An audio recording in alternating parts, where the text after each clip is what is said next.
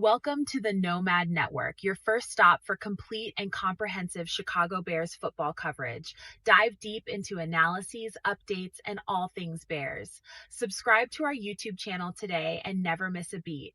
Thank you in advance for your support. We promise to bring you the best because together we're unstoppable. Go Bears.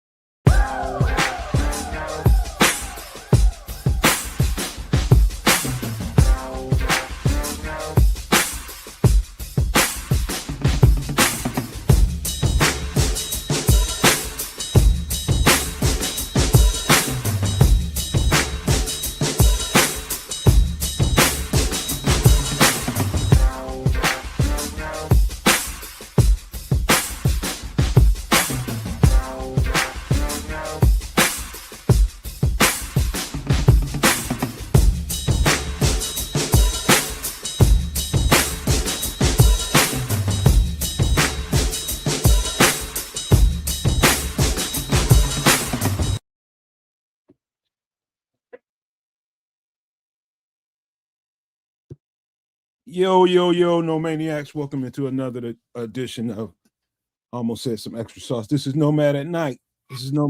Man, where we do our best to cover the Bears front to back. And we're gonna do that damn thing tonight again.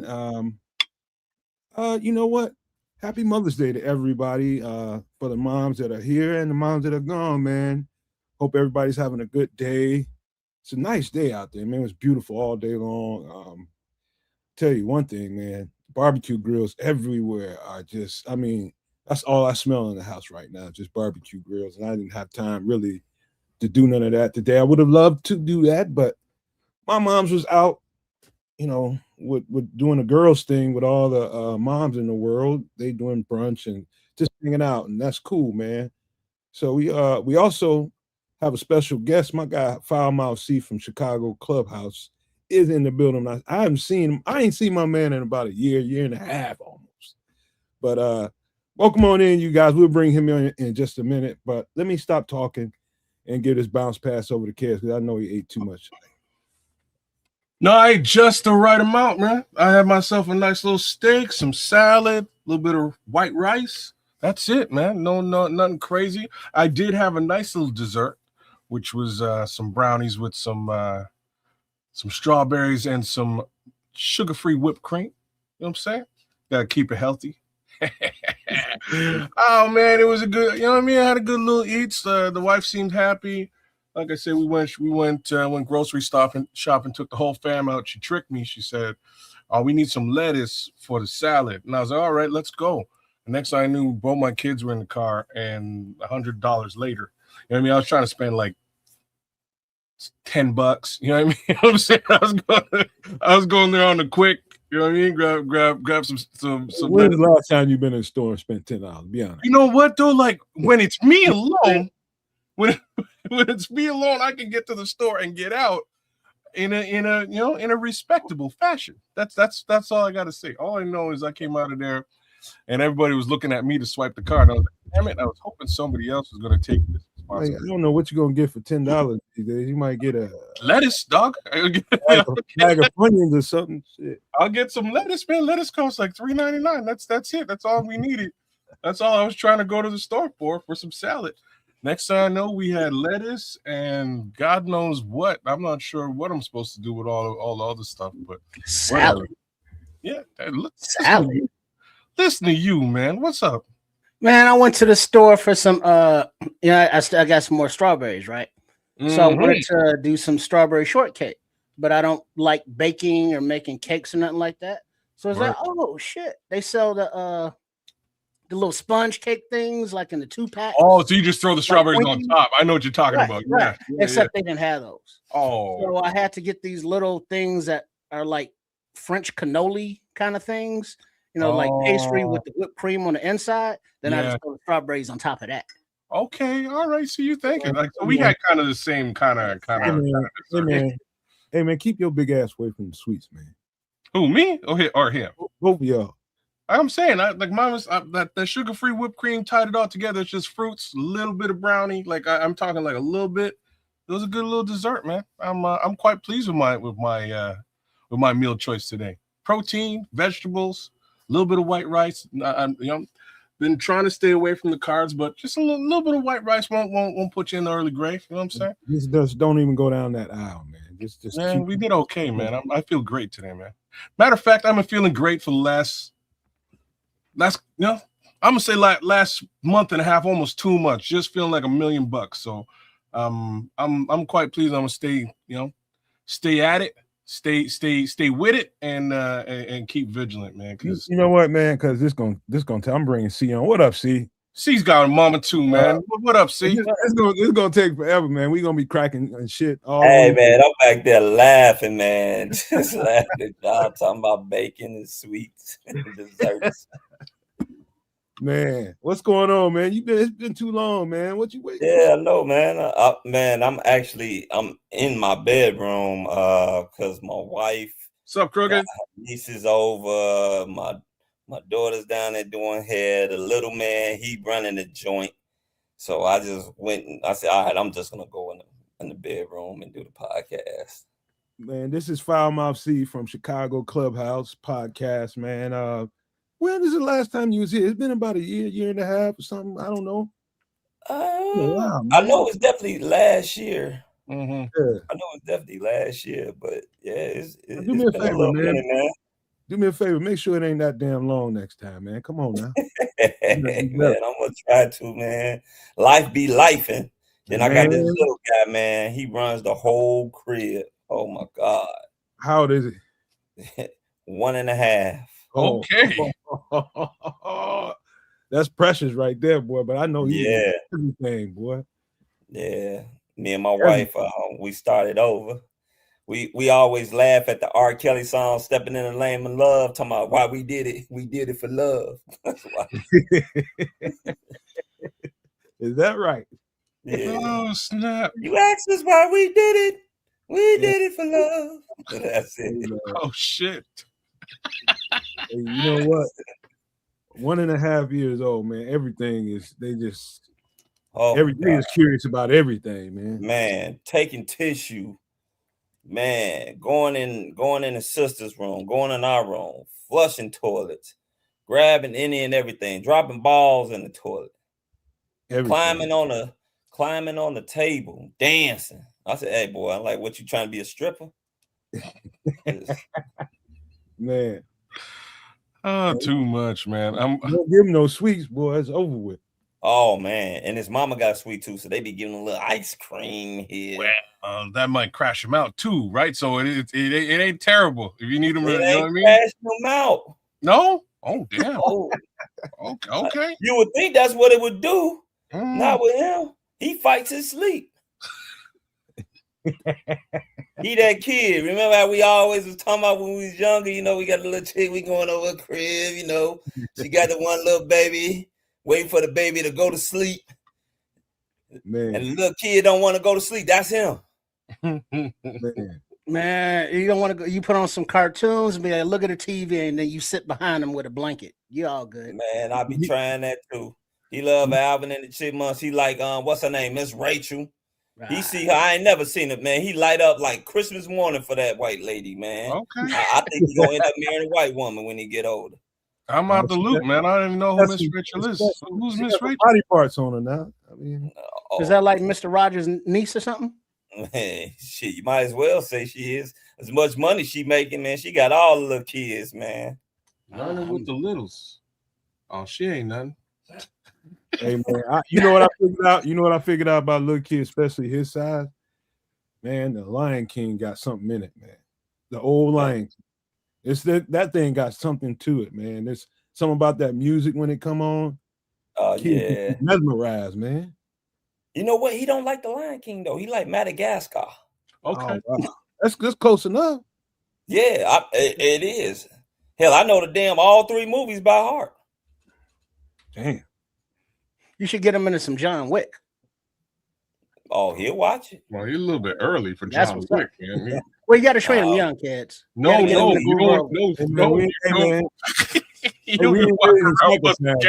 trying to raise no psychopath. We already got you, man. Hey, man. He be in there watching From. Oh, wow. From. He watched From. don't tell me nothing about it, man, because I'm saving it. Man. Oh yeah. Have you seen any episodes? I seen everything but this season. Oh, okay. Yeah. Well, you I can't wait. I got a cannot couple wait, bro. episodes to catch up on. I probably ain't gonna be able to watch it till like sometime in June. I don't think probably be over around there or late this month. Oh, so you one of them, huh? You wait for the whole season to be done and then you go Yo, watch it. binge the It whole ain't me, thing. man. It's my old lady, man. She like that, man. She got a binge, man, and that's just how she is, man. There's just suspense from week to week be tearing her ass up, man. Hey, man, the things we do for love. Man, bro. I am not like that, but you know, gotta compromise sometimes. Man. Yeah. So, man, hopefully everybody's good in your house, man. Happy Mother's Day. Tell everybody in the Happy Mother's Day to you all, to all your ladies, mamas, baby mamas. Yeah, baby mamas. Baby mama. Hey, you know what? Let's go and get this conversation started, man. Let me say a little something, man. So I told you guys for a while, man. I've said this a couple times. My mom's, you can only get your mother so much stuff before you just like.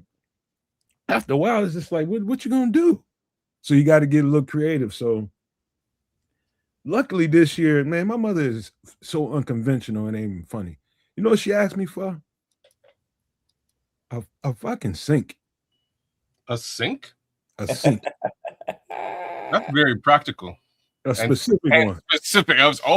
She even got specific with the specification. A fucking cold something sink. And it's she just got that, new house that she rehabbing. That's a little passion is rehabbing houses. And she just wanted to sink. I'm just like, okay, simple enough. But I went and looked at it. That motherfucker like $400. I'm like, hold up. Man.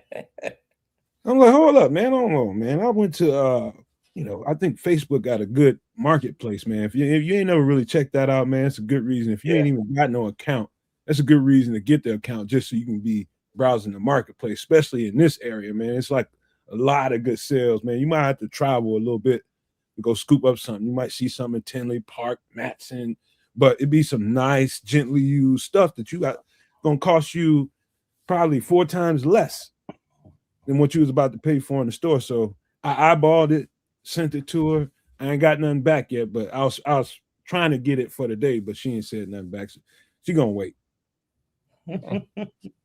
Well, hey, gotta love Mom Dukes, man. My mama, she asked for a ceiling fan one year. I said, "Damn, Mom, everybody's like on central air now. You want a damn ceiling fan?" Okay. It was dead serious once. Dead serious. Like you said, showed me the ceiling fan that she wanted. I got her one of them too, man, with Cabana fans on it one time. I'm lucky, I guess. I got away with $100 and a meal. I'm doing all right. Oh yeah, well, I mean, that's a good thing. At least your mother's birthday is not in the same month as Mother's Day, and they typically tend to fall on the same day. Well, to put it this way, so first thing first, my mama passed away many years ago, but she's on April 27, which is like a week away from Mother's Day. You know what I'm saying? So it used to be a problem. Now I just have to worry about my woman. And hey, $100 in the grocery store, a little bit of steak on the grill. I did pretty good, man. Y'all got actual handyman shit going on and a purchase. Damn, man. I got mother. Mm-hmm. I got mother, wife, mother-in-law, all on Mother's Day. Mother-in-law birthday is on the 16th of May. Mother's birthday is on the 14th of May. And then my anniversary is on the 18th of May. Hey, bro, I'll tell you one thing, man. I'd get comfortable with gift cards if I was you. Fuck that, man. That's an investment right there. Yeah, my mother-in-law's actually Mother's Day as well. So real talk, like that ain't on me. You know what I mean? That's on my kids and everybody else. I don't really gotta be up in that. I'll say, hey, give her a kiss and all that. Happy Mother's Day, happy birthday. But I don't gotta really come out of pocket in that situation. So I try to I bought mom's a cold ass little fit, man, like a little a little jogging suit. I was up in the air about getting it for a guy to the shoes and match that thing. And I was just like, all right, she opened this motherfucker. She gonna say something, but she effing dug it. So I guess she be like she starting to power walk with her homegirls and shit that be going to church with her. And I was right up her alley. I was just like, all right then. Yeah. She dug it. She still went. That was like 3 years ago. Damn. But yeah, man. Enough of that Mother's Day stuff, man. I got enough to think about as far as that goes, man. And give y'all a tip, man. I've been hearing a little information. So if you got a yard, even if you live in an apartment, but especially if you have a property, man, spray your grass with some flea and tick medicine. Because I'm hearing strange stuff about some diseases that these fleas might be carrying. This shit, it ain't so good. I don't got all the information on it, but I heard enough to make me run and go to Amazon and grab me some stuff. I just sprayed my yard today. So if you want to know, just Google what I just said to you and see what you can find. But if you got any kind of property, whether you're in an apartment or you in a home, man, you probably should spray at least your section if you're in an apartment. Yeah, I don't know. I mean, pets, sure, love, companionship, whatever the fuck. But, you look at pets getting up on the couch and in the bed, and it's like, what the hell's going on? And now you get the ticks or whatever yard stuff, but just in general, they're out there walking in their paws, stepping in other doggy stuff and their own stuff. And then they take a shit and then it's still on their fur and then they want to hop up in bed and snuggle with you. Hey, hold on, Trips. We got some Mother's Day generosity.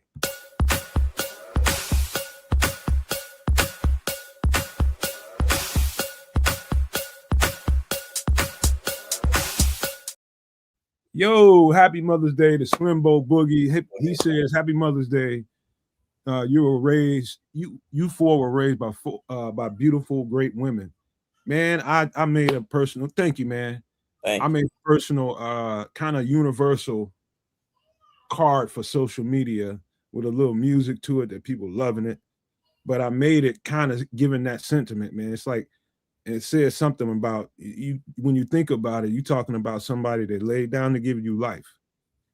And with you in between life and death to give you life, and is still there and will give her life to protect yours. Now, think about how powerful that is. I said that in a nutshell. I didn't say that verbatim, but it's powerful when I think about my mom's, man, and the sacrifices she made.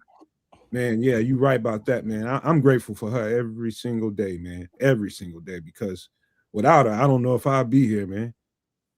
Just her influence on my life, man. I'd have probably crashed out or been in the grave somewhere. Who knows, man?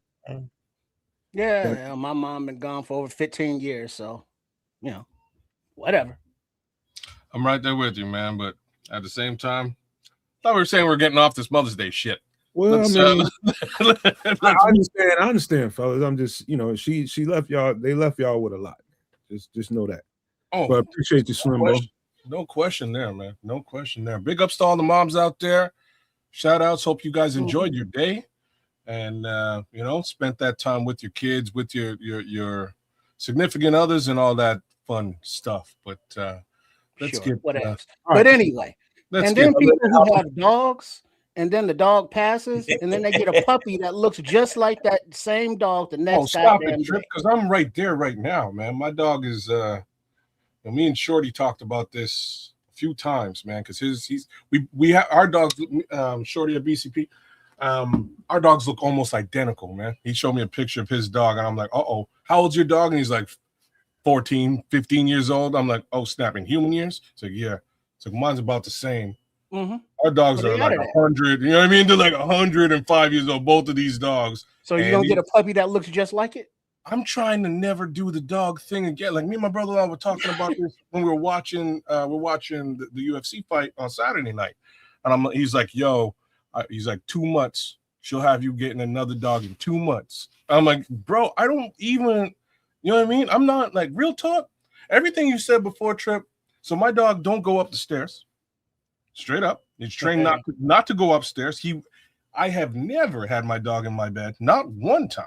You know what I'm saying? I'm not really like quote unquote dog people. I have a dog. The dog lives here. You know what I mean? I love the dog. He loves me. But there are boundaries and rules. You know what I'm saying? You know your fucking role. That's how it works around here. He's cool as shit. I love the guy. But at the same time, you know, they tricked me. You know what I'm saying? When I said that, they came in and it was like, oh yeah, daddy, we're gonna take care of the dog. We're gonna love the dog. We're gonna take him for walks. We're gonna feed him. And you don't have to do anything. You don't have to have any responsibility in this situation. That is not how this situation rolled out at the end of the day. You know what I'm saying? I take the dog for walks. I feed the dog. I do all the dog shit. And I really didn't sign up for any of this. I didn't want, you know what I mean? I didn't want this. So now we're getting to that spot where it's like, you know, we love you. We'll take good care of you. Make sure that, you know, as you go, everything's okay. Peaceful journey.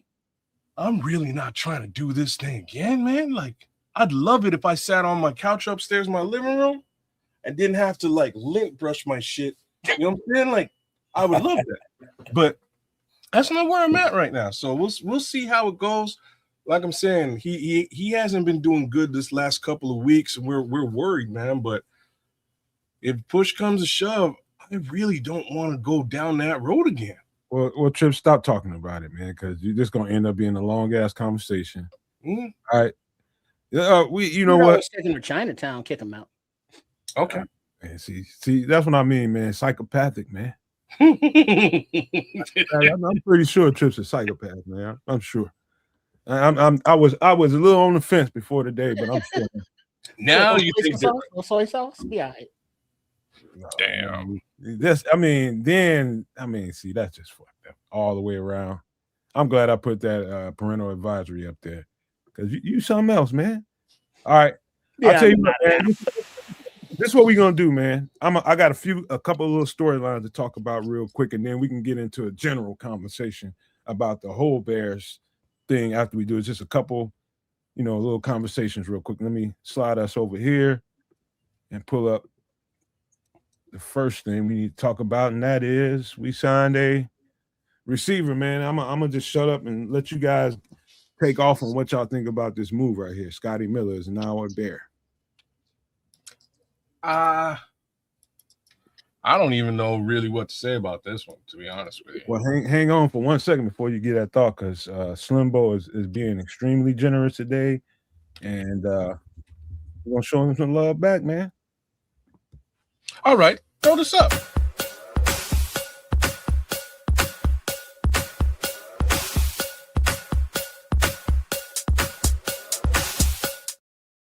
Shout out to Slim for another $5 super chat. He says, when you start talking football, I think the Bears have a gold jacket Hall of Fame coach in Ben Johnson. On defense, Dennis Allen and Al Harris, 2 junkyard dogs. Man, dude, I hate that. I don't want to sound like I'm jumping the gun right now, but I think you're right, man. If the trajectory stays the same, they're definitely on that path, on that way. If the way Ben Johnson coaches and his hunger for excellence and winning, man, that shit is contagious, man. So you on to something right there, Slim. Go ahead, kid. No, hey, like I can't even touch that. Like that is where, look, my personal view of this year's draft isn't like it was an A+ draft. I'm just gonna put that out there publicly. I've done it. I've said it before. But what flips that for me is my faith in actually this coaching staff. I don't think we've had a coaching staff like this since Dick and Buddy Ryan. You know what I'm saying? Like, because we do, I believe in these guys. I think regardless as to what I think about the draft, it worked out. So we'll see how everything fares. I think we might, like, Hall of Fame is saying a lot after year 1, but even then, I believe in these guys, man. For the first time, I can say that about the Chicago Bears coaching staff. It's been a long time, man, since I've been able to say that. Maybe Lovey, Lovey and his staff is pretty decent, but even then, look how far. Think about this, kids. Think about it like this. We are now. I mean, we have had so many heavy offensive conversations. This team is on the trajectory of being one of the number 1 teams in the league when it comes to scoring. I'm telling you right now, I told y'all during the season, I said, when they get done putting the pieces, assembling everything they want for this team, and I think they're there, this is going to be a 40-burger waiting to happen every week. We talking about offense in Chicago, bro. You're talking about what? You know what I'm saying? Like we ain't never had this conversation before. I'm messing around, but you know what I'm saying. Like this is a different thing. Courtesy of Ben Johnson, this is a different thing. We've had some defensive geniuses at the helm, over the course of the last damn near 50 years, with the slight exception of maybe Matt Nagy for a couple of years, and that just did not pan out the way everybody was hoping.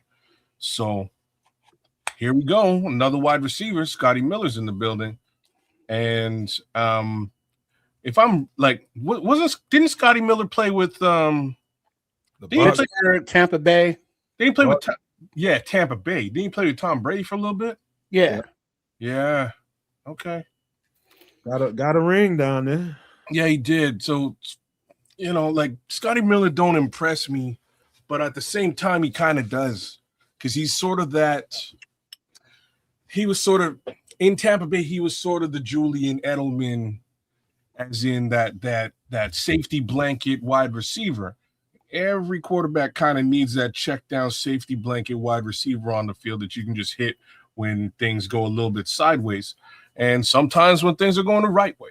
So, hey, let me give you a defensive before you go. Let me give you a defensive standpoint from when you look at Scotty Miller on tape. A corner or safety can tell when a receiver is good at knowing how to, like, he'll know the coverage before he gets into his route, and he'll trim a route given the coverage. If you got a safety playing a little bit high on a let's just say a curl route in the flat, he's gonna widen that curl a little bit, and then when he's got one that's playing a little bit tight, he cuts that thing a little bit more. So he trims the route according to what he sees in the coverage, and that's something that don't get talked about a lot. Savvy as a receiver, savvy in his route running, savvy at knowing exactly what the coverage is and how to trim a route and adjust on the fly. It's going to help not only himself but also the quarterback once he sees the window. It might be a smaller window if he has to cut it short, so ball's going to come out a little bit quicker, and he knows it, and so you trim the route that way. So that's the kind of savvy I'm talking about with Scotty Miller as a route runner, man. Something you got to watch tape enough to see, man. I'm telling you, he's pretty good. Well, and also he's not a rookie. He's a veteran. He's got a ring. He played with Tom Brady. He's been around a few times, so he's a pro. He's a veteran. He's still fast. He's still short. I'm not sure the love affair all these 5'8", 5'9" receivers, but whatever. They run in 4.2s, 4.3s, so they fast. What they lack in height, they make up for in speed and craftiness. But Ben Johnson, what he wants is what Ben Johnson gets. If Ben Johnson says, hey, I need a veteran slot receiver, who can come in and do what professionals need to do while, the young guys get up to speed, cool. If he needs a crap ton of tight ends, cool. But my question is, why was Scotty Miller a veteran tryout as opposed to just a free agent signing? Because they want to just get him in there and take a look at him. Probably some, scout, coach, agent conversation. It's like, that kind of stuff happens behind the scenes. It's like agent gives somebody a call, hey man, this, that, and the third, man. Can he get a tryout with you guys? He could have just stayed on the market and waited until camp and somebody picks him up, but he might have had the intention to come here.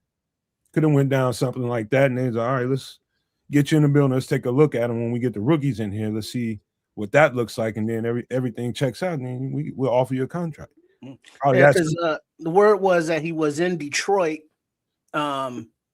previous, and then he came to the Bears and got signed by the Bears. So, if Ben Johnson wants him, sees how he can fit, welcome aboard, Mr. Miller. Welcome aboard.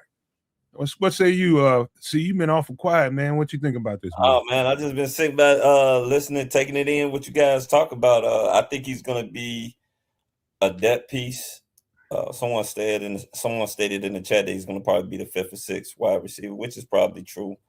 Mm-hmm. You know, they didn't. It's not like they signed him for a lot of money.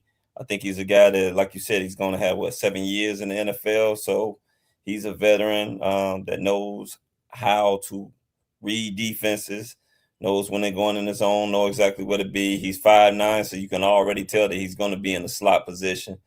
I don't know exactly what they're going to do with the new kid Thomas that they got.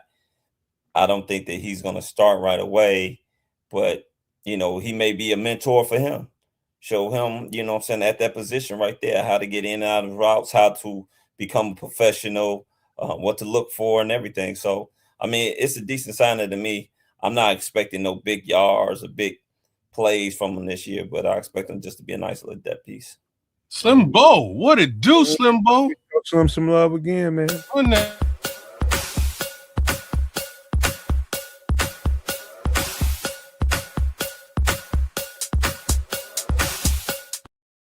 Shout out to Slim. Anybody, thank you again, man. Anybody want to read that super chat? Feel free. Yeah, I got it, man. Slimbo Boogie with a $10 super chat says this: Ben Johnson's philosophy is win now. No time for a slow cooked soup. When Ben arrived in Chicago, he said, win now and beat Green Bay twice. Word up. You damn straight he did. I like slow cooked soup. I just want to put that out there. It's real good. But at the same time, man, the homie came over and he whooped Green Bay. So he just needs to keep that up. And I think he's going to win hearts and minds, man. That's it. You know what, man? When he said the words that he thinks they can win right now, I think people probably thought of that as, okay, what else is he going to say? You know, but when you come from a style and a system that produces really, really good results, he felt like we had the pieces here to produce really good results, and he turned out to be right. It was just about really the learning curve, which is one of the reasons why Scotty Miller is here, so that Xavier Thomas can get around that learning curve. They're buffering the situation. So, you know, if guys don't get it right away and they ain't really acclimating to the system, they know this guy knows NFL offenses, because they all run the same stuff. It's the same West Coast stuff with different verbiage to it. And so they know this guy will trim the learning curve a whole lot quicker than Xavier. And when Xavier gets there, Xavier will trim this guy's minutes a whole lot, because the same thing that happened with Luther this year. Same thing. Shout out Ron Winarski, man. Ron Winarski, you out there. You ain't blocked. You're coming up live and direct on the feed right on the show. So there's that. As far as Scotty Miller is concerned, I don't like, you know, Fal, you kind of nailed it, man. I don't see anything really special or spectacular coming out of this particular sign. I think this is much more depth, veteran conversation to help the young bucks figure out their position in on this team. Xavier Thomas, though, I think he's going to cut his teeth in special teams first. I think that's where, like, we've got, like, with him, I think it's Squirrel. Is it Squirrel? Like, we've got two cats who are running, like, potentially. Yeah, Squirrel, Omari. Those are the UDFAs. Like 4. Right, hold it up.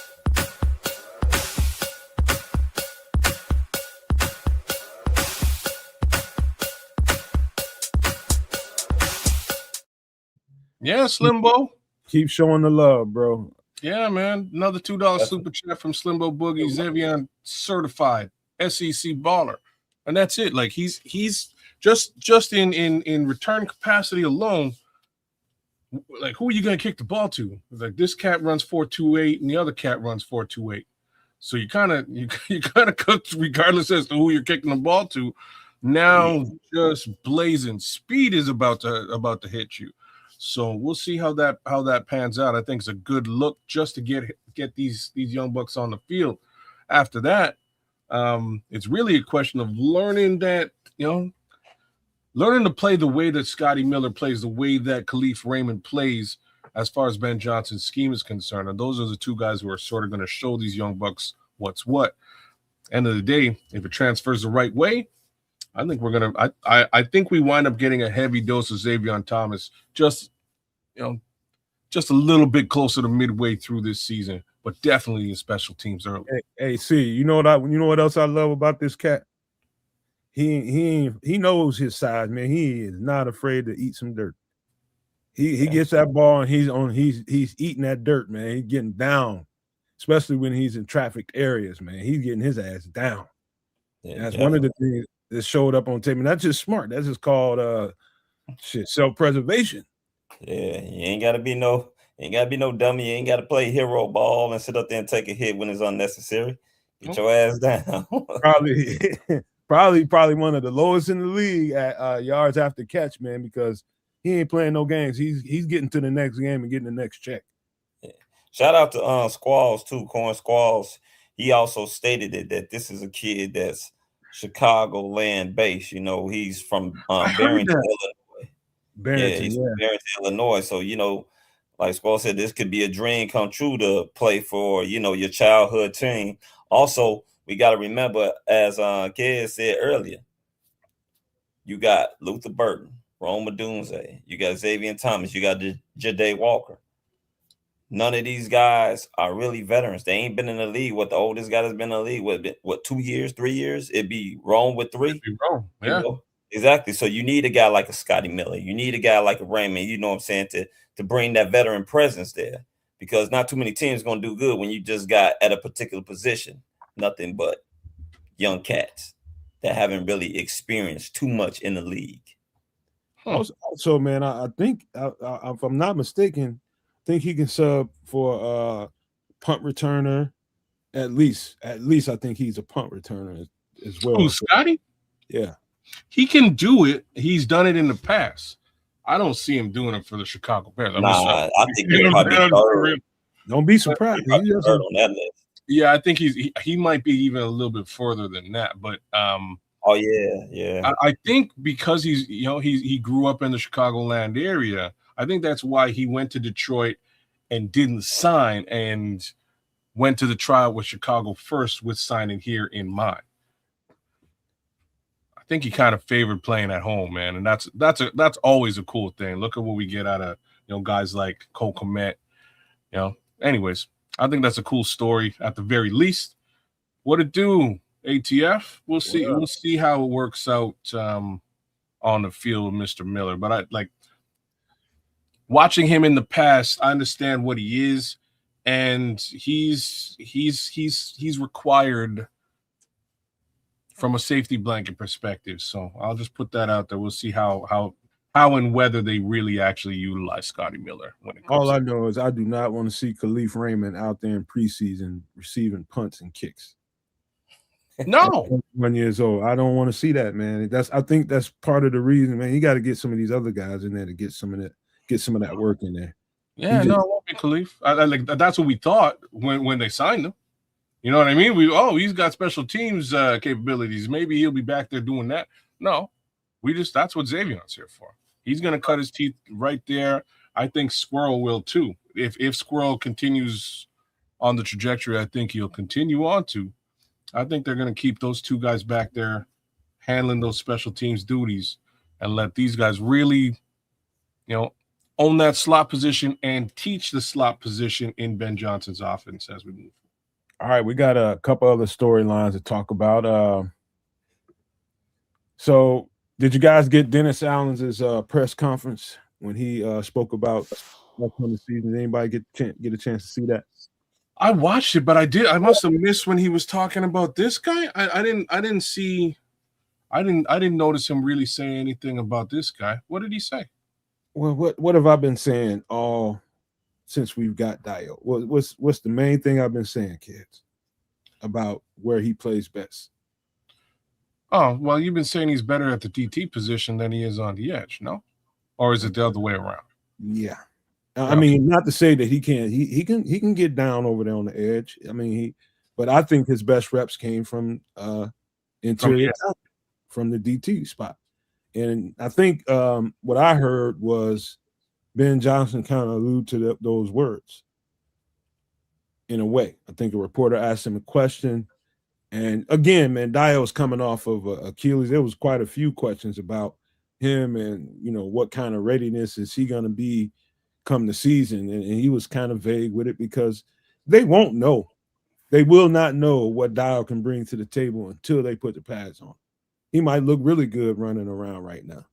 But until they put pads on him and he's in a padded environment and hitting for an extended period of time, putting pressure on the joint, we won't know what Dial's going to be able to bring us for this year. It's the only way to know. And so, if that's them kicking him inside and letting some other people getting more reps on the outside, like Shamar or somebody like that, who is also coming back from a major injury, so be it. But I think kicking him inside is kind of probably a protection measure against, all the criticisms that's going to come if he's not right at edge, in my opinion. Well, give C a chance. We've been talking. Man. C, what do you think, man?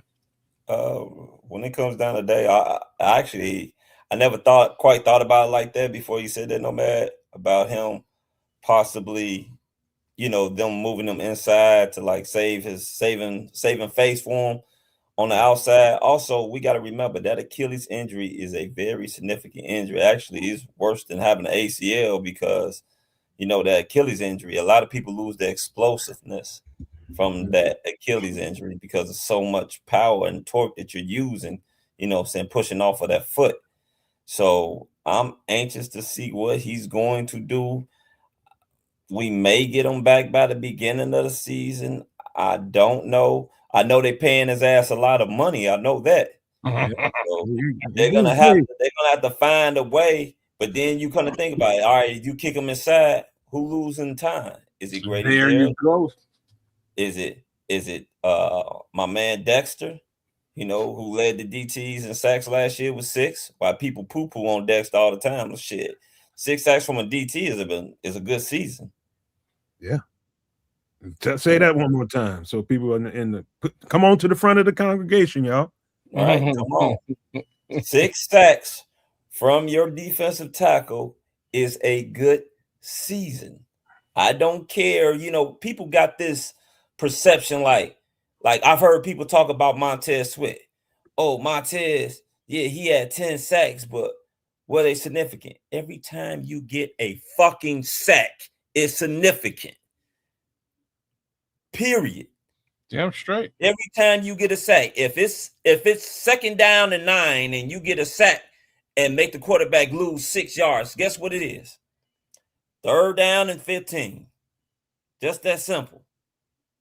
That's a significant sack. That means they got to go 15 yards to get a 1st down. Not that, it happened at the end of the game. It happened right there when they were driving down. It doesn't matter. It's still fucking significant. A sack is fucking significant no matter when you get it because it's a loss of yards. It's just that simple, people.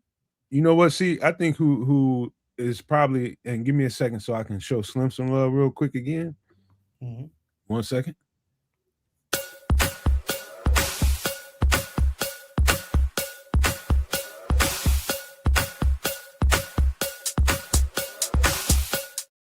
There goes Slim with the $2 super chat with some respect for Dex.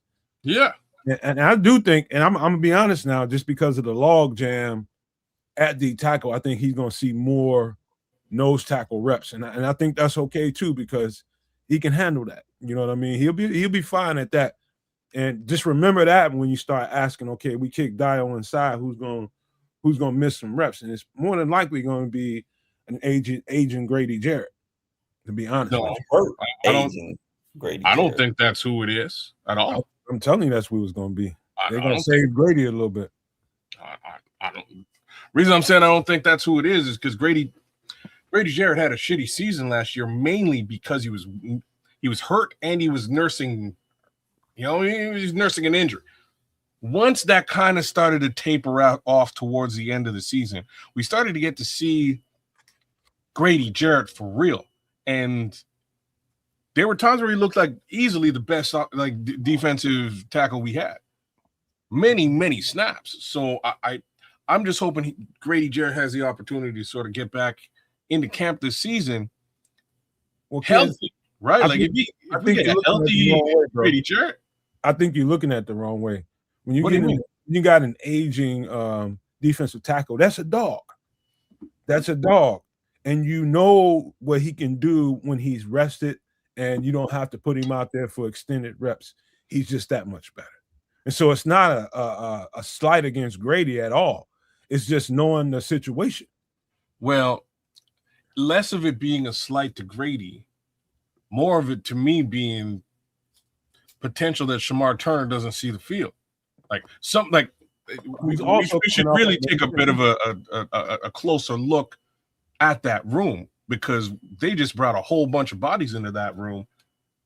If they're going to take their snaps too, this is an interesting conversation. You know what I'm saying? So Dale, Dex, Grady, Neville Gallimore, Street. I'm probably slipping on 3 or 4 people. So Dangbo, Vandenberg, Garvin, Hardy, Martin, Loving, and Chroma. Okay. Damn. Hey, Slim is kicking y'all's ass.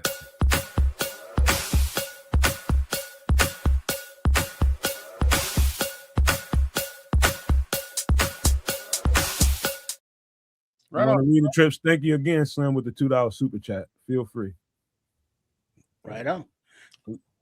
Brothers, good off-season talk. I want to hear opinions. You about to get some right now. Yeah.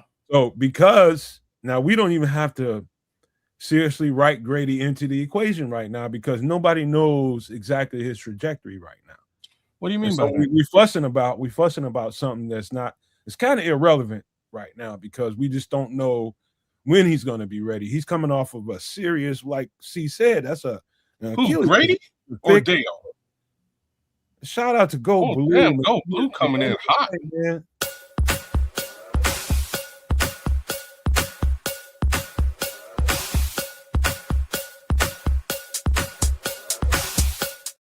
Y'all keep bringing 1985, bro. Lord knows we need $50 super chat, not even a comment.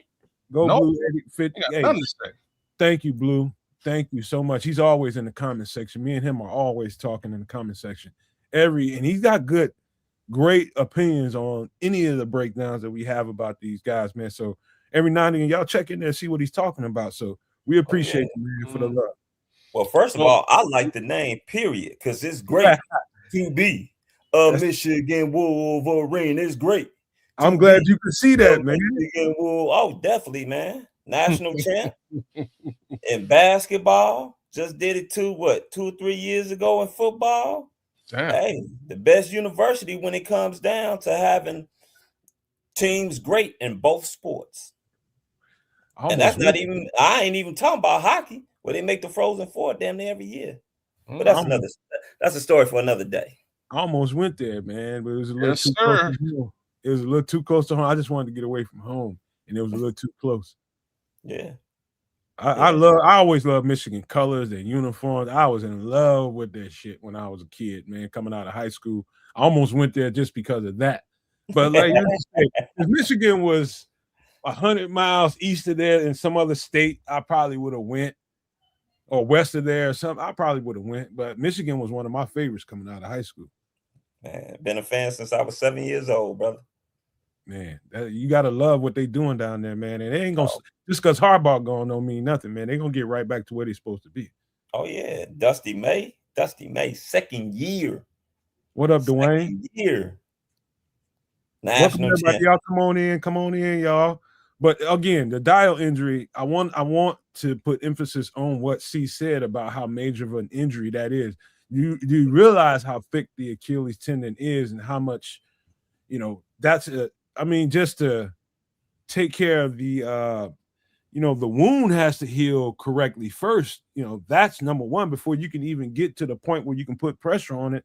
And then that's a trial period, man. So the scar tissue, just getting that part over with, it's going to take a long ass time. Yeah. I know a couple cats that went through the Achilles stuff, athletes, man, and it takes a while, man, to not only for the injury to heal itself, but for them to get confidence pushing off of it consistently. You know what I mean? So that part's got to happen. So I think the Dial conversation to me is well, here's the thing though with Dial. Excuse me. First of all, it's his second Achilles injury. And this happened November 2025.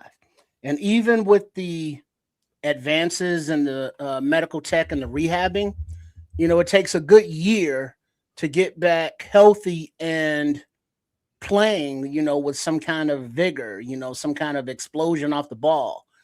And that's not the beginning of camp, so are we, no matter how much Dennis Allen is going to coach him up better or put him in better positions, physically, we don't know that he can handle the whole weight until he actually does. Right. So it's hard to project what I think he could be or want him to be, because got to see if he's healthy first. That's where it all starts. Got to get his confidence back up first. I don't know where I am with this particular player, because Paul's put a bunch of money in Grady Jarrett coming here, put a bunch of money in him coming here. Right now, potentially they're playing the same position. He then drafted Shamar pretty high. He'll be playing that same position. Then he went into free agency and got a whole bunch of other guys to play that same position. I don't know how this shakes out by the time we whittle down to 53, but there's no way all those bodies stay on the team. It's gonna be. It might be. Don't be surprised if there's some kind of movement, some kind of shuffle, some kind of, could be a trade. Something happens. Anything could happen. But it's a logjam in that defense at defensive tackle. To me, since we're talking about Dio, I do think that it's a wait and see thing for us, man. And I know a lot of fans is just like, hey, man, we paid him a lot of money. I want results. But these are real. These ain't army men you got out of Walmart and they plastic. These are real people, bro. These are real people. I want results too, but I know how to be realistic about the whole thing. Remember JJ on the field last year playing hurt when he couldn't run? You see how that turned out. No, that's facts. I'm not asking for results though. I ain't talking about a trade for a Dio. I'm talking about some other pieces they might have around. Well, I'll put it to you like this: when it comes down to Dio, if I was a betting man, which I can be from time to time, on Saturday, bro. Hell yeah. I wouldn't expect him to be on the squad after past this year. Like you said, you're talking about a guy that's coming off of 2 Achilles injuries. He's an effort guy. It's not like he has moves and super athletic or anything like that. He's an effort guy. So you're not going to see too much explosion from him. That Achilles injury is so significant that, it's going to we probably won't even see what he can somewhat be until probably like middle of the season. So I don't really expect. And then they're kicking Shamar Turner to the outside, which he did play 2 years at Texas A&M. It's just that his last year at Texas A&M, he played the DT position, but he did play the defensive end at Texas A&M. When it comes down to Javon Dexter, or you want to go ahead and hit that super chat again? Yeah, I know you don't know the rules, but every time we see super chat, yeah. Go ahead, hit it up. All right.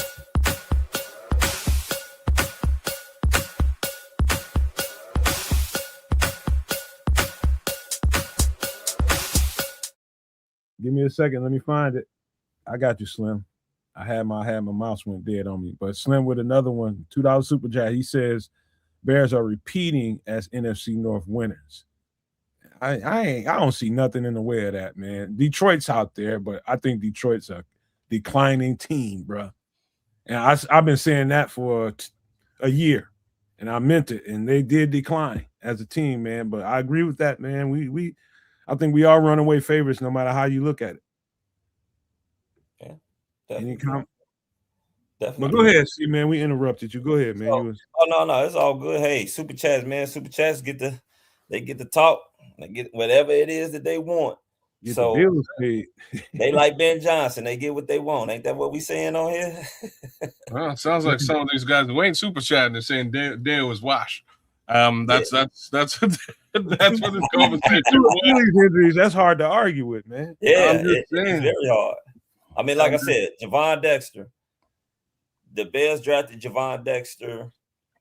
One thing that we know about Javon Dexter, and this was even at his time in Florida, the Florida DTs are read and react DTs. They're not guys that's explosive off the ball.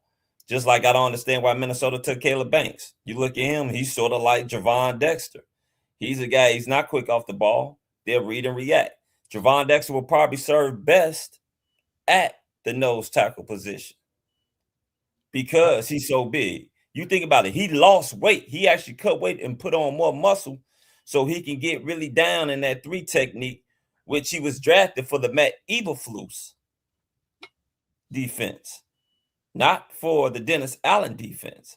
And then you got to think about it. They talk about a motivated, I keep hearing this phrase, the motivated Dio. Well, you got a motivated Dexter because this is his contract season. He's on contract season. You damn straight. You keep going, pal. You keep going, brother. You're saying all the shit I normally say. Hey, see, you must have. See, I said the exact words during the draft, kids and Trips. I remember when Caleb Banks was drafted. I thought he was getting drafted way too high. Way too high. And you know, and I said, you know, people asked me about him during the draft process, and I was just like, it's like the same as we already got Caleb Banks in Javon. I said those exact words. So it's good to know that somebody from another podcast is seeing the tape in the same way. Y'all forgive me, y'all. It's people blowing up stuff on Mother's Day, man. It's fireworks going on. I'm sorry about that. Oh no, that's all good. As long as there ain't gunshots, you're doing all right, man. It's okay. Y'all ready for I didn't even hear it until you said something. That's this MacBook must got some kind of noise. Noise filtration, yeah. That's something. Yeah.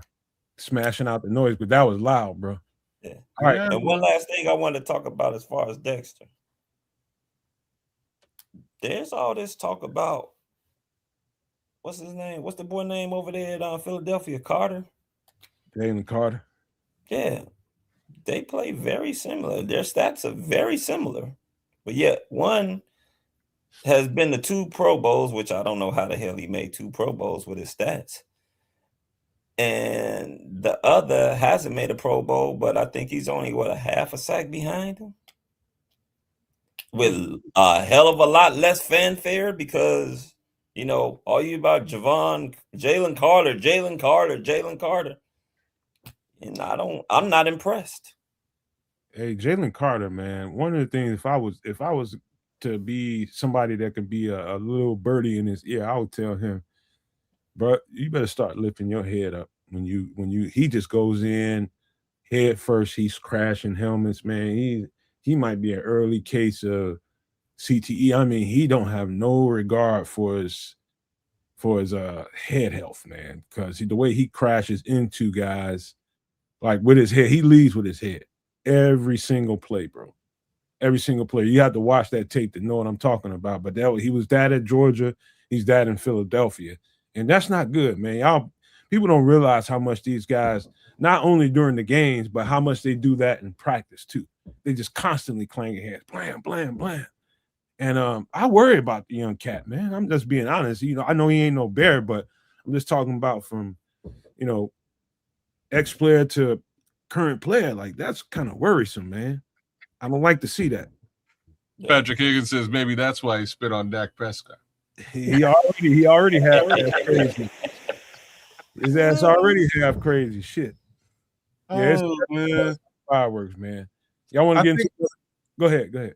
I was just saying, I love what Fal was saying about Javon, man, and I'm a little bit worried about the Javon Dexter situation as a whole. But you're right. Like, I think you kind of want to give him you want to give him the benefit of the doubt and the opportunity to fail. He should be getting the bulk of the snaps, period. And if that's a case scenario, the upside is potentially you have your 3 tech of the future, especially if you can prove it in contract year, right? My mindset ain't really on this particular guy at all. There's just a whole bunch of money here, and we can't really bet the farm on anything that's going to happen with him. Well, there's to close out on this area. It looks like Dex, he's a decent player, but this is his contract year for a staff that didn't draft him. So I think he's in the same position as, Tyreek Stevenson, as all of the players from the Flush regime that are still here in their contract years. And now, being pushed by Vandenberg or Loving or somebody big who can, play in the middle at Javon Dexter's position is going to be, either motivation or heat pushing him or, somebody going for his spot.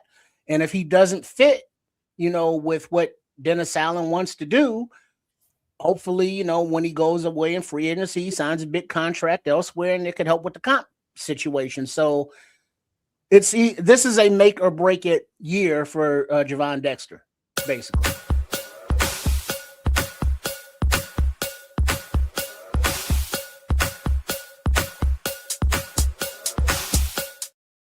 Let's see. Slim Boogie with another $2 super chat. Good looks. See, Javon will be 25 October 5th. A lot of experience.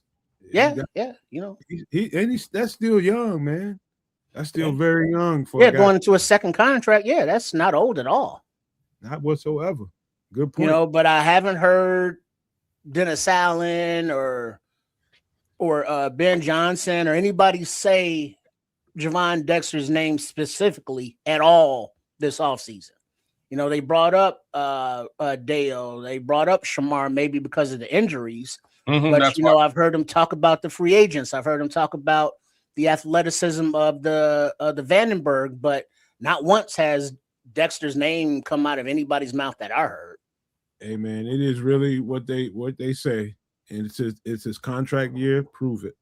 That's really what it is. That's all it is to it. And all this skepticism about him, go to the wayside. All you got to do is ball out. That's all you got to do.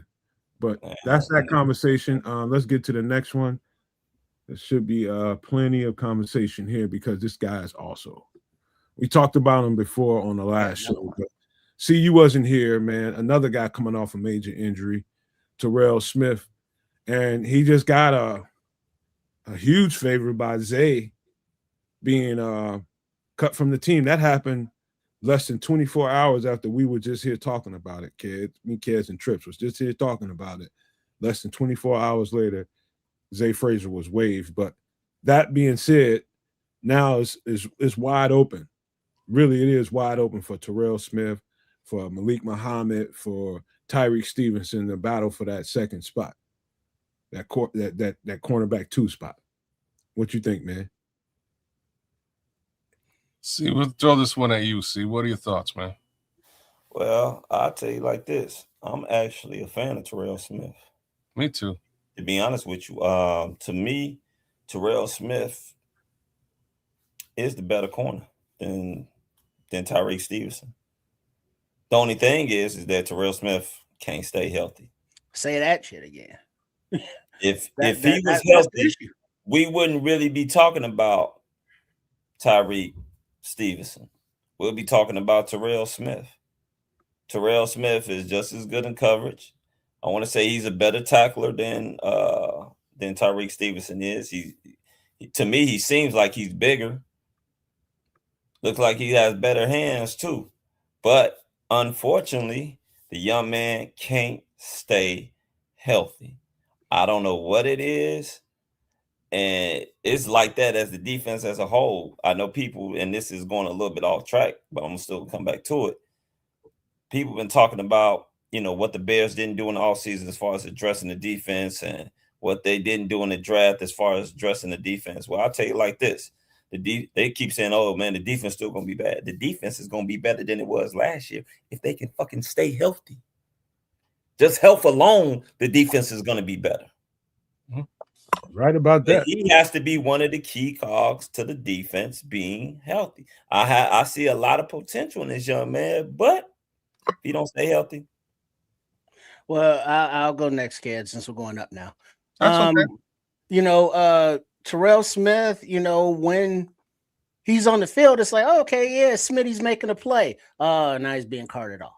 We got Terrell Smith. Oh, he got mono. He ain't gonna be playing. Oh, Terrell Smith. Oh, he's hurt. It's like, nah, bruh. The what is it? The best ability is availability, and he ain't never available. So he's on that, bubble year contract. The opportunity's there, but he's not somebody that I would count on as a coach because he hasn't proven reliable whatsoever being able to stay on the field.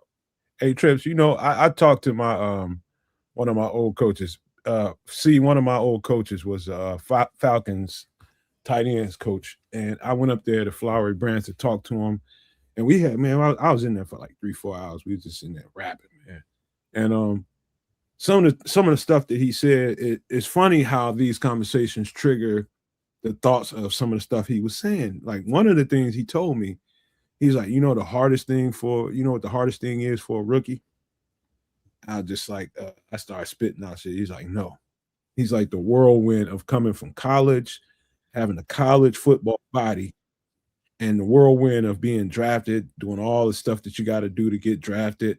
Next thing you know, you're in the NFL mini camp.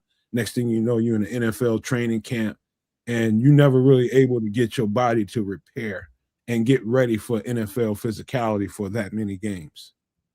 And so when he said that, I had to think about that for a second. And I was just like, you know what, you're right. Like he said, like if a guy gets hurt in his first year as a rookie, he's going to be playing an uphill battle. It's going to be fighting an uphill battle from that point on until he can get healthy. Until he can get healthy, you will never really see what you saw on tape at college because he's going through the whirlwind of being drafted and all you put your body through to do that. And now you get hurt in your initial camp coming into the league, and now they've brought in another couple of guys since they've drafted you. Now you really got to fight. You know what I'm saying? So when you look at it from that perspective, thank you, Trip, for bringing that up because it just triggered that thought, and that's real. I think that's what Terrell Smith is going through right now. Exactly that. I have sort of a sideways worry about this conversation because again, I like Terrell and I can't argue with what either Foul or Triple R have said so far. Right. He's got the injury bug. Attrition is an issue with him. I think there might be a bigger situation with this Bears secondary, and we're gonna have to watch it as it plays out. We know Kyler Gordon lives in the slot, one of the top 5 slot defenders, period, in the NFL, like in my opinion. This young kid, Muhammad, man, they've been playing him in the slot for the last little bit since he's been at rookie camp. And to my understanding, he's really showing out in the position. He's looking good in the position. Where do y'all think I'm going with this part of the conversation? Right. So I'm going to the more obvious look here now. Maybe they play the young draftee in the slot and they move Kyler out to the wing. Dog, that ain't gonna happen, man. Look, why not? They're cross-training Malik at slot corner. That is not his strong suit, bro. Trust me when I tell you he's a boundary corner, but they have to cross-train them all. So in case they get a little light at any position, you feel comfortable putting a guy in to supplement. He is not going to be no slot cornerback. Trust me when I tell you. Okay. You're the corner. You would know. You know what? I actually agree with you on that, Nomad. And the reason why I say that is because one thing about Malik Muhammad, he got toasted a couple times, you know what I'm saying? Yeah. And he's not going to be the type of guy. He's not a Kyler Gordon type of guy where he can sit up there and be on those quick wide receivers. Like you said, he's a boundary corner, which is going to help him. And most of his scouting report is that, he's more of a zone corner than he is a man-to-man corner. Now, the reason why I wouldn't trade him with Kyler Gordon is because for the simple fact that I'm going to go into our secondary. You got a guy in Kyler Gordon that's quick. He's fast, good instincts, good tackler, and good at coverage. You got Kobe Bryant, fast, good instincts, good in coverage, good tackler. Then you got your rookie, Thiemann, fast, good in coverage, good instincts, and also a good tackler. The thing that Dennis Allen likes about it is because those three guys alone are a jack of all trades. Mm-hmm. You don't know which one of them gonna come. Kobe Bryant is good at blitzing. So it's them. And when we looked at him in college, and we know Kyler can get down. Yes, sir. So it's going to be, like you said, they were bringing in Terrell Smith. He's going to have to learn to do some covering the slot, and Malik Muhammad doing the slot too. Because remember, when Kyler Gordon was hurt, hell, you had Josh Blackwell playing the goddamn slot. Because we were that damn decimated at the cornerback position. And that didn't last long. You can't go wrong. You can't go wrong making sure everybody gets equal, at least some reps out there. They feel comfortable with the play calls. They know what to do if asked. And so that's just called being thorough at making sure you got proper training going on. You know, them coming into you heard Dennis Allen and actually it was what's the offense coordinator, Press Taylor, talking about it. You got to think about it this way. When you had a new regime coming in, they were just worrying about, they were more focused on the install, making sure they got the play calls right and got everything together as far as that goes. And some of the stuff that falls by the wayside is making sure that everybody gets equal training at all the positions that you might need them at. All that kind of stuff, technique stuff it falls by the wayside, and you become a little less efficient at what you do because you are so focused on making sure everybody understands the plan. You know, you making sure you covering everything in walkthroughs. You don't realize you ain't done no reps. You know, you might want to stick Tyreek, get him some safety reps. You might have wanted to throw him down in the slot and say you wanted to put a big package back there or something. But you were so busy trying to make sure everything was installed correctly, everybody understood the calls. That's what happens when you're in a first-year regime. You want to make sure everything is A1 as far as the calls go, so there's no letdowns when it comes to game time. And I can see exactly how that can fall by the wayside during the practice week. I can see exactly how that can, because there's only so much time you get on the field with them. After a few hours, they got to get off the field. So what I was saying still stands, even if we're flipping it here and saying that Muhammad's not going to be the slot receiver. It just means he might be the boundary receiver, right? Slot corner. Slot corner. Sorry, my bad. It might mean that he's out on the wing.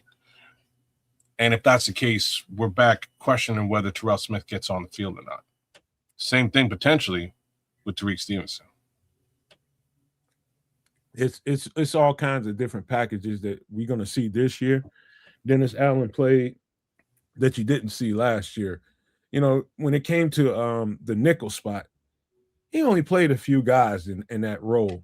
I think you'll see a lot of different guys they'll taste test them a little bit during the preseason and see what happens. I think you'll see bigger packages out there when you got guys like Terrell, you got guys like Tyreek, you know, and Malik Muhammad as well. You know, you can supplement those guys to see what it looks like.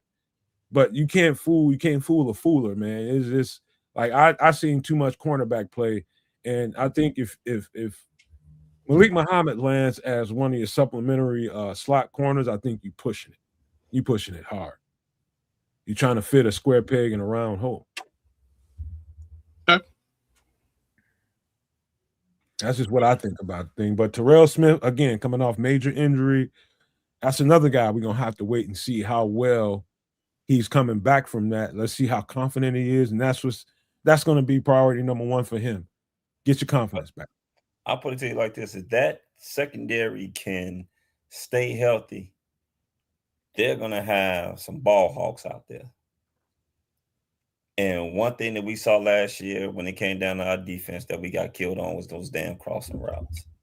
Yep. We had a lot of guys. C.J. Garner-Johnson, as much as I like him, that dude is a fucking safety. Ain't nowhere in hell he should be covering fucking Watson fast ass in the damn slot position. They saw that shit. Jordan Love start licking his damn chops at the damn line of scrimmage. He's like, oh, shit, we got one. And hit his ass up quick, fast, and in a hurry. I mean, you look at the whole season when he was playing that slot position, we saw him getting killed on those crossing routes because he's not fast enough to cover that. unalive. But that's just YouTube stuff. But you're right. I think CJ Gardner-Johnson proved himself. Being slow. No, that he's a safety. He's He's not a slot corner. He definitely proved that shit. He's not a slot corner no more. He's a safety. That's what happens when you age out of a position, man. When you playing, you the best athlete on the field when you're playing cornerback. I'm just telling you that right now. You are the best athlete on the field. And playing slot corner is unique because you got so much field to cover, and the receiver can do so many damn different things. It's not like playing the boundary. It's a whole different world, man. It's not as simple as 1, 2, 3. Anything can happen. Anything can happen from that. You got pretty much an entire field to play. When you playing boundary corner, it's only so many things you can do with a matter of seconds. The quarterback can throw the ball. When you playing in a slot, that guy can jitterbug and hit you up right in the dead center of the field. You know what I mean? And if you playing kind of a coverage, like some of the plays that you're talking about when CJ got burned and cooked, it was like Dennis Allen, just like, man, I know what CJ, I know what he was, and let me see if that still is the case. In these situations, when I put him in these situations before, he's always answered the bell. And that couple plays like that proved to me that he's a safety now. Yeah. Well, I expected him to put some body on him. Hey, Kes, man. Kes, hold on 1 second. I got to pop real quick. Keep talking. Yeah, I thought he'd put some body on him, on Christian Watson and them guys. You know what I mean? Just hit that guy at the line of scrimmage. Never did it. Couldn't keep up with him, and next thing you know, touchdown. But the scary part about this injury for Terrell Smith, it's his left knee, and he suffered the same injury as Ozzie Trapillo. A torn patellar tendon. Ooh. So he did this in August of 2025. So if you think a year to rehab and just get to somewhat healthy, and then to, do football activities in a contract year under this kind of pressure. I mean, so what kind of motivation does Terrell Smith have to get back on the field? Well, I want to keep playing football. So is he going to try to come back early? And we know that re-injuries are even worse than the original injury. So to get him healthy and to have him compete, he ain't going to be back in time for camp. It doesn't look like, just in the recoup time of the injury he had. So missing camp, you're already behind the 8 ball as a player. So coming back from an injury during the season, that's the same boat. Terrell Smith, Noah Sewell, Deo, Shamar, and TJ Edwards. Ozzie, whenever he comes back, it's just how much can you rely on guys that haven't been healthy? Yeah. Hey, you know what? I was just thinking about something as I ran in there to do something real quick. Hey, man, I've seen some cats age out over the years at corner, man. A few of them, man. Several of them. Charles Woodson being one of them. I mean, probably one of the more recent cats in my mind.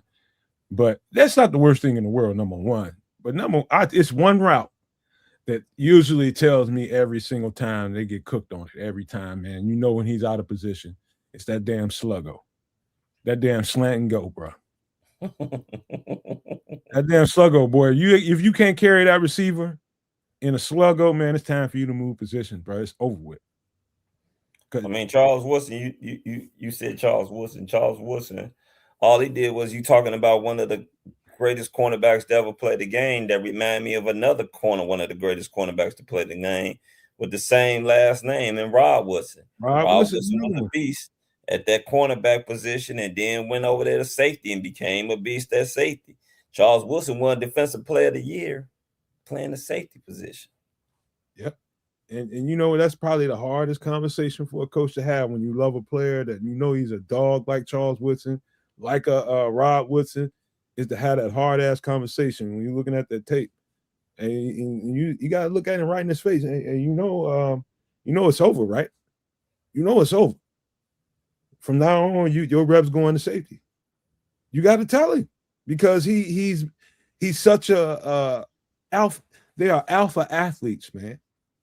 C.J. Gardner-Johnson is an alpha athlete, and what he's been doing his entire life, you got to sit there in his face and tell him, you this is no longer you no more. You got to be. It's a hard ass conversation you got to have with him. And you know, I hate to be in the room for that, but it needs to be said. Well, the sad part about it, Nomad, is that I remember seeing C.J. Gardner-Johnson during the preseason, and guess what? He was getting his ass cooked in at the same damn spot. He was getting his ass, and I'm talking about not with the Bears. I'm just talking about like I think I last seen him like in maybe Detroit or somewhere else where he was playing that slot position and he was getting his ass cooked. Hence why when it came time for the Bears to make a phone call, his ass was available because he was getting his ass cooked. That might have been it, probably less to do with whether he's getting burned or not, like that happens, but more to do with, hey, you're a safety now conversation, right? You're a safety now.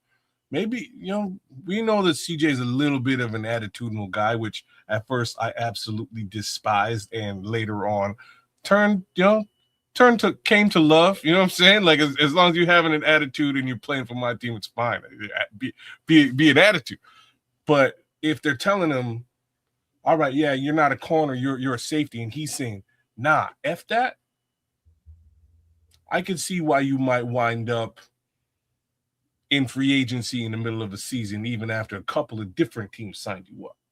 Look at this. We got Crazy Crazy Ace. My man, Crazy Ace. From Korea up in this B. Yeah, my man. That's my man, Crazy Ace, man. He's serving. He's over there serving in South Korea, man. Shout out to Crazy Ace. Right on. Shout out to you. Love, peace, and blessings to you, man. And a big shield around you, man. Crazy Ace, man. Be blessed, bro. Right on.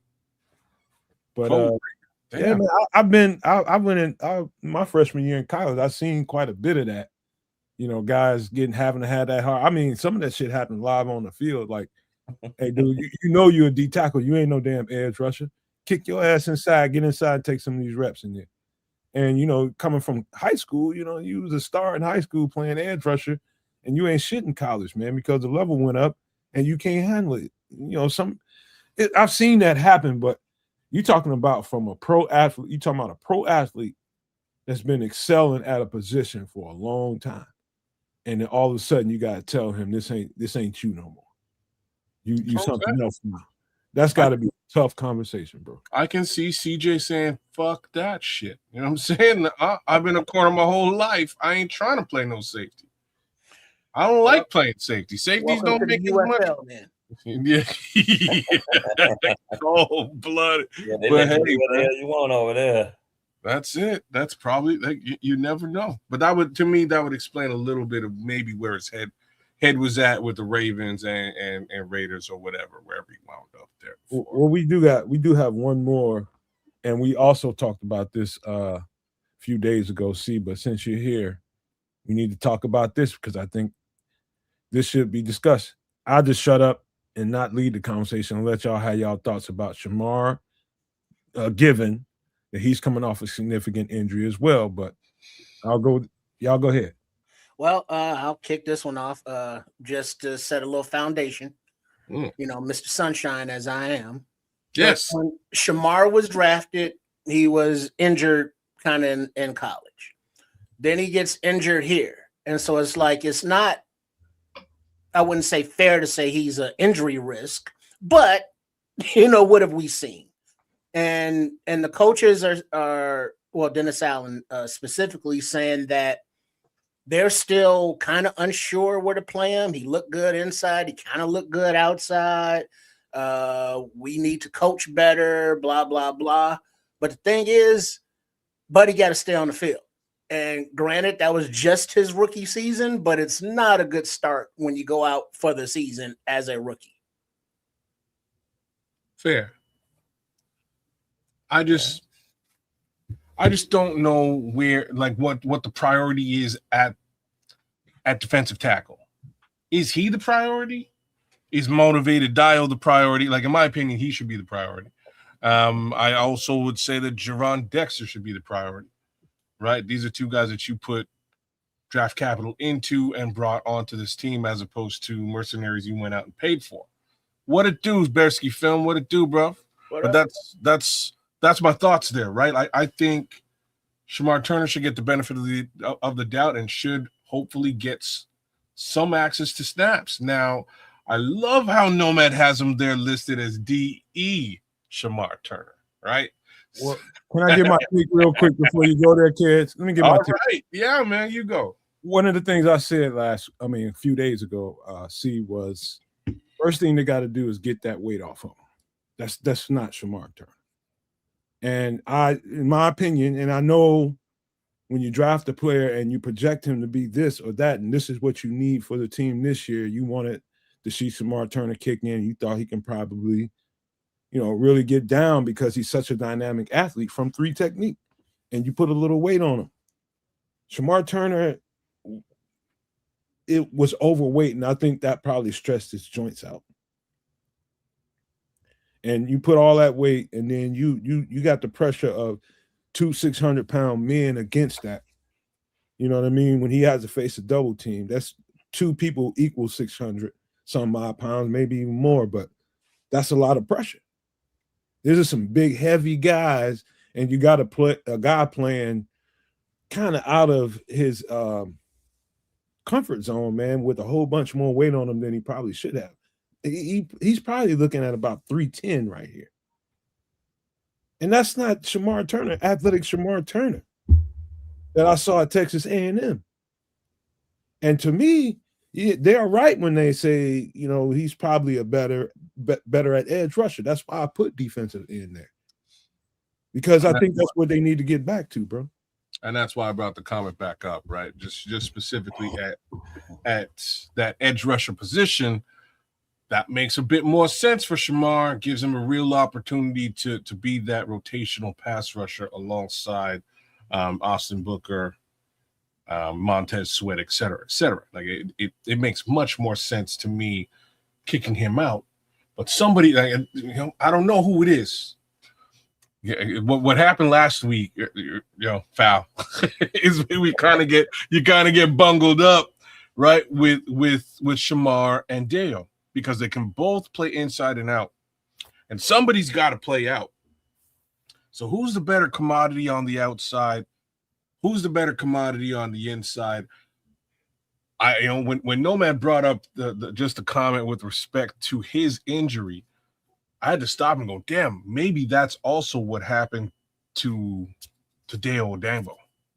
Right? Maybe the additional size for Dale contributed to his issues, right? So I don't know, man. I don't know how they sort this all out. This to me is a very interesting little conundrum that they're in, and we'll have to see, what they decide to do with these 2 players.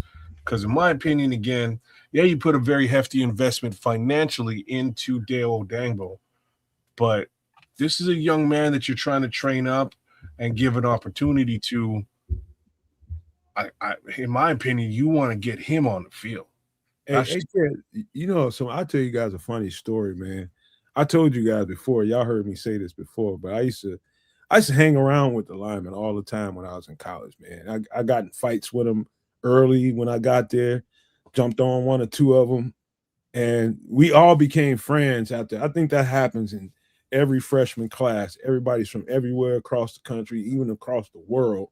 Samoans, Bahamians, all kind of people coming to this one area, and y'all be testing each other in that first semester when you first get around each other. Everybody want to represent their city and where they from and all that kind of shit, and fights gonna happen.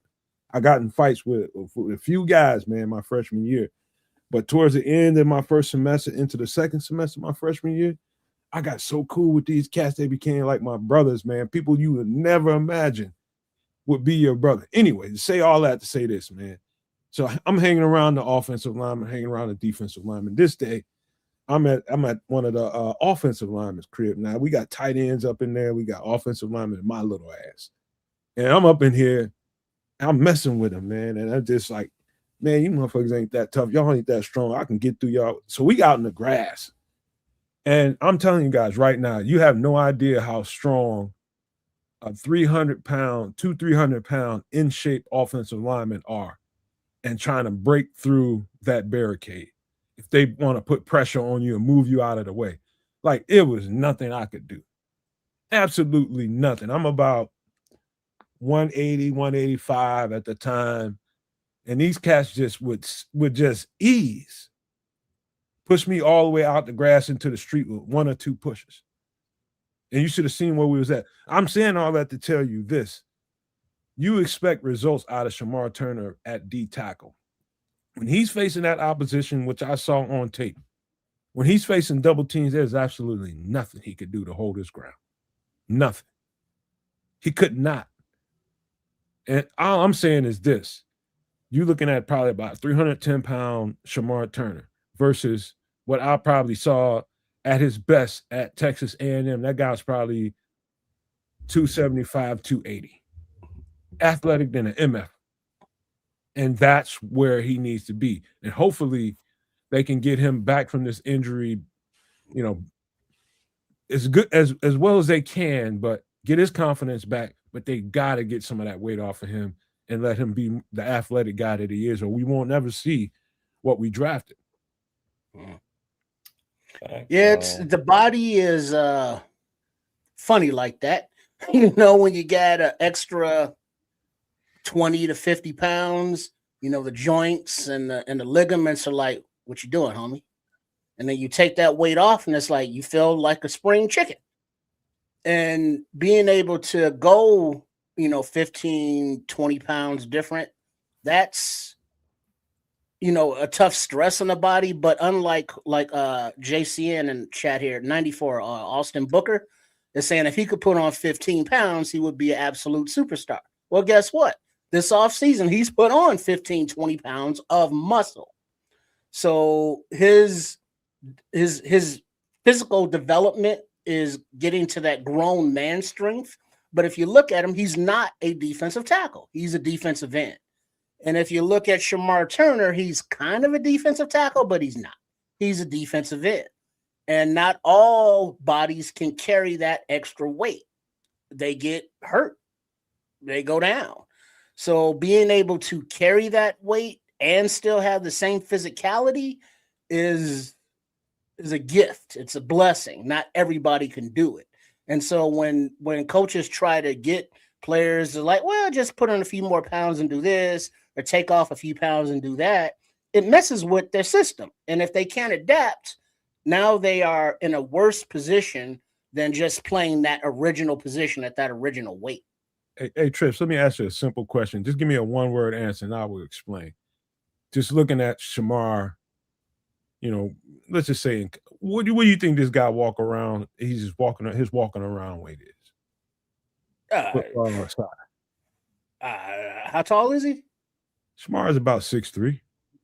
6'3", looking at that, at least 260, 240. I don't know. I'd probably be somewhere in the 245, 255 range. So you was close. I think that's probably would be his walk around weight. Now imagine come after camp during the season, he's still carrying this kind of weight. You know how hard it is to keep weight on you when you're playing football? Athletic guys with high metabolism, you know how hard it is to maintain weight?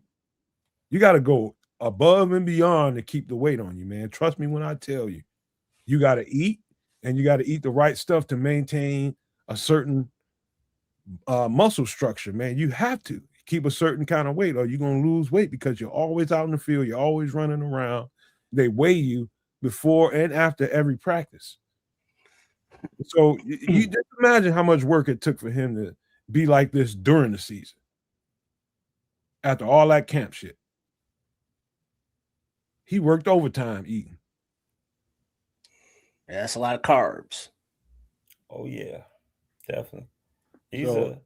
I like him. I would love to see him at the edge position because it's so funny how we talk about how he had to put on weight. And then going back to Dexter actually took off weight and got more muscular because they wanted him to be quicker off the ball, but he's still not quick off the snap. And I think that's sort of by him taking that weight off of him, I think it hurt him against the run. You know what? That, See, like Javon, it don't like he's not gonna be one of them guys that needs to worry about maintaining weight. He's a big bone, dense muscle guy. yeah, Anyway. but they had him like last year. They literally told him that they wanted him the off season previous to this season that they wanted him to shed a lot of weight and put on muscle because they wanted him to be quicker. They thought if they can trim some of that fat, he'd be faster off the ball. But in doing that, you also took away what a guy naturally is. Like he's a naturally big guy. So now you took that away. Now he's worse against the run. Yep. Because he doesn't have that big mass there to take on those double teams. You know, it's more solid muscle now. And the thing about, like you were saying, like people were saying earlier with Shamar Turner, you know, this guy is all about genetics. He's probably not built to carry 295 to 300 pounds. He's probably built to carry about 270, 265. Hell, maybe even 275. He's probably built to carry that. It's all about sometimes about your genetic code. Because those 10 pounds can make a hell of a difference. Man, a hell of a difference.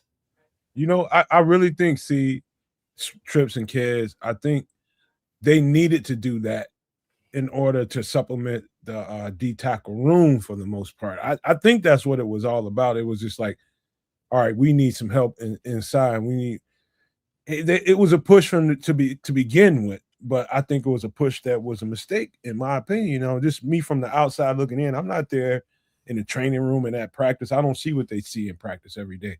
From an outside looking in, this is just my perspective. This is just not his natural makeup. You know, not now. No, he's a really athletic guy that needs to be at a really athletic weight. And you have to accept that. Now that we have some guys that help supplement that interior role, you don't have to put that kind of pressure on this young man. Exactly. Yeah. I'm anxious to see what he can do at the end position. If he comes off an injury, all right, and if he's able to trim that weight, because what he went out with, was it an ACL? I think so. ACL. Turner? Yeah, ACL. Yeah. So I mean, have his ass keep that fucking weight off, because that damn ACL, you putting all that goddamn weight on that damn ACL and on them joints, man, them ligaments. Nah, take that shit off. Let him go to the edge position. Let him sit up there and do work out there like he came into college doing, not putting on some extra weight to become a DT, because we all know in college too, hey, coaches, they don't give a shit. They there to make sure that their job is secure. So that means, hell, they gonna tell you, yeah, we want you to come in and be a DN. Oh no, you know what? Fuck that. We're gonna move you to defensive tackle. We need your ass to put on this weight. Hey, you know what? I've been saving this take for this part of the conversation, and I'm gonna give y'all a projection. I think this is where the Bears are. Given Shamar Turner's health, given Shamar Turner's, whatever they think of him as an edge, I think they go into camp and they find out exactly what he can bring to the table. And they might like what they see. And you might not see a move being made late in the camp, like for an edge rusher or something like that. But if they don't think he's where he needs to be as far as his health goes or anything of that nature, you will see a move in camp or after camp, them going and finding a guy that can come in here and help us, man. It's going to be, they'll make a signing, but it's going to be largely determined off, because I think he's going to be high in the rotation if he's healthy. He's going to be right there behind Booker and Dio on either side of the ball, whether he's supplementing Montez or supplementing Book or whoever's out there. If this guy doesn't show what they need, what they're looking for in camp, when the pads go on now, at that part of camp. We like 4 months away from actual football. But when that happens, and if he is not really showing, he's where they need him to be, they will make a move for an edge rusher. I promise you that. Because they're going to need it. Yeah. I mean, they came out and said so, I think, in the press conference.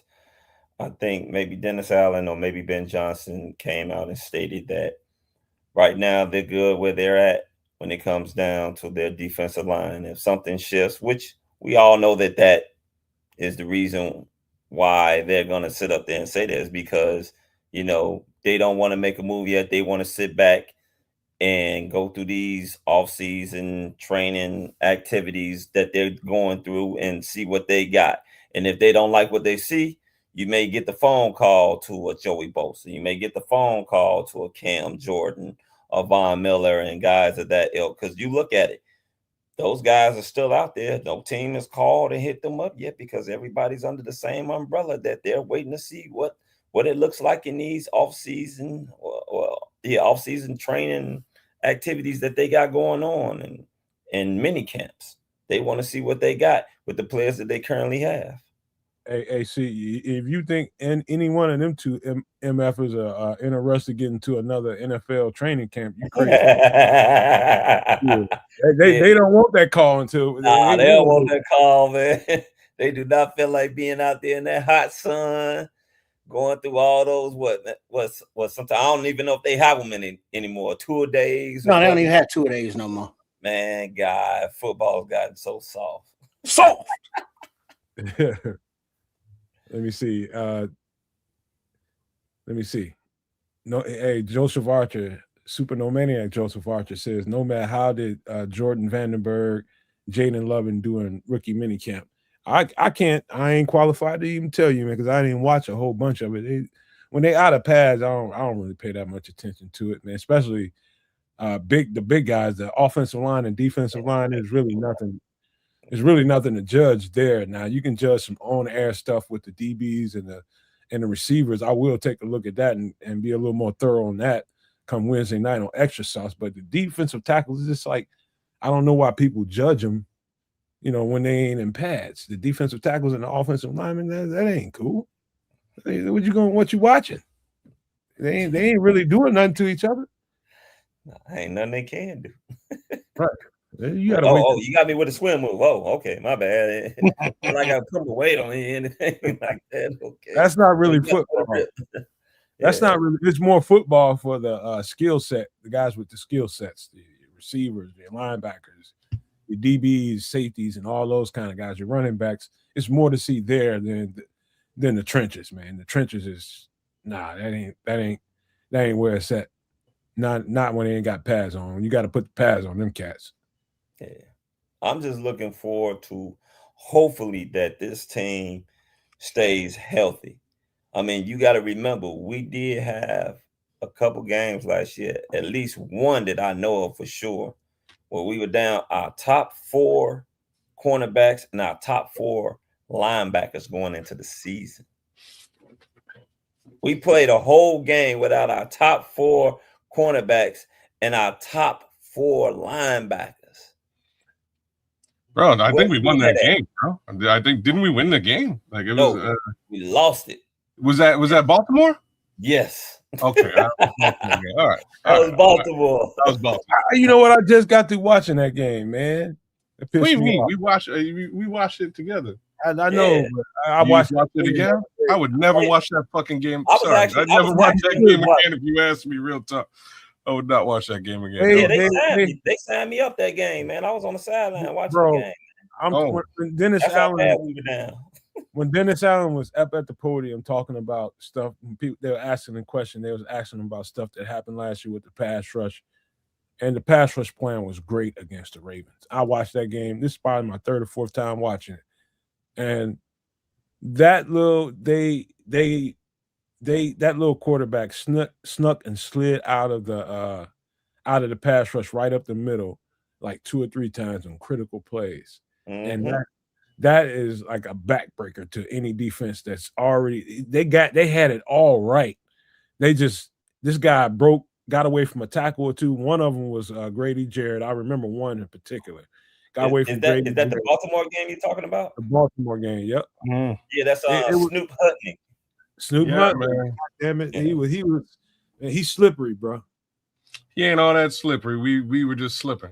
No, you know what I'm saying? Like Snoop is very slippery. You know what though? Here's what I will say, and that's the one. This is like the one thing, like just one of those things that I'm a little bit worried about going into next season is mobile quarterbacks like him and Malik and potentially like Jordan's mobile enough. Lil Kyler Murray. You know what I'm saying? Like we did not do well in that game. We did have some troubles with injury in that game, but I mean, I'm just a little bit worried about these mobile quarterbacks and how we're going to handle them moving forward. That's like the one area that I'm a little bit trepidatious about. You talk to the Saints fans and all the Saints fans that piled into our after hours comment section, not during the show, but after hours. You know, when they come in, we signed Dennis Allen. They always complaining about the same thing. What you just got through saying, Kez. Oh, don't say that now. It's a great defense, but he can't handle the mobile quarterback. Don't say that now. I didn't want to hear that. You know, it's a science to that as well. It's understandable when you play a lot of heavy man-to-man coverage. Well, not only that. Oh, go ahead, Nomad. No, it's all you see. Go. No, not only that, but one reason why they're going to say that is because when you look at the Dennis Allen prototype defensive end, all these guys are like 6'4", 6'5", 6'6", 275, 285 pounds. Hell no, they ain't going to be able to sit up there and contain a fast mobile quarterback because those big guys are lumberjacks. They're there to hold the end and get to the quarterback, not chase his ass all around like a dog chasing a rabbit. You know, that's where you got the quick defensive ends at. The thing that we're lucky about is that we have one of the, I would say he's a freak athlete in defensive end is Montez Sweat. Montez Sweat at one point in time ran the fastest 40 time for a defensive end ever.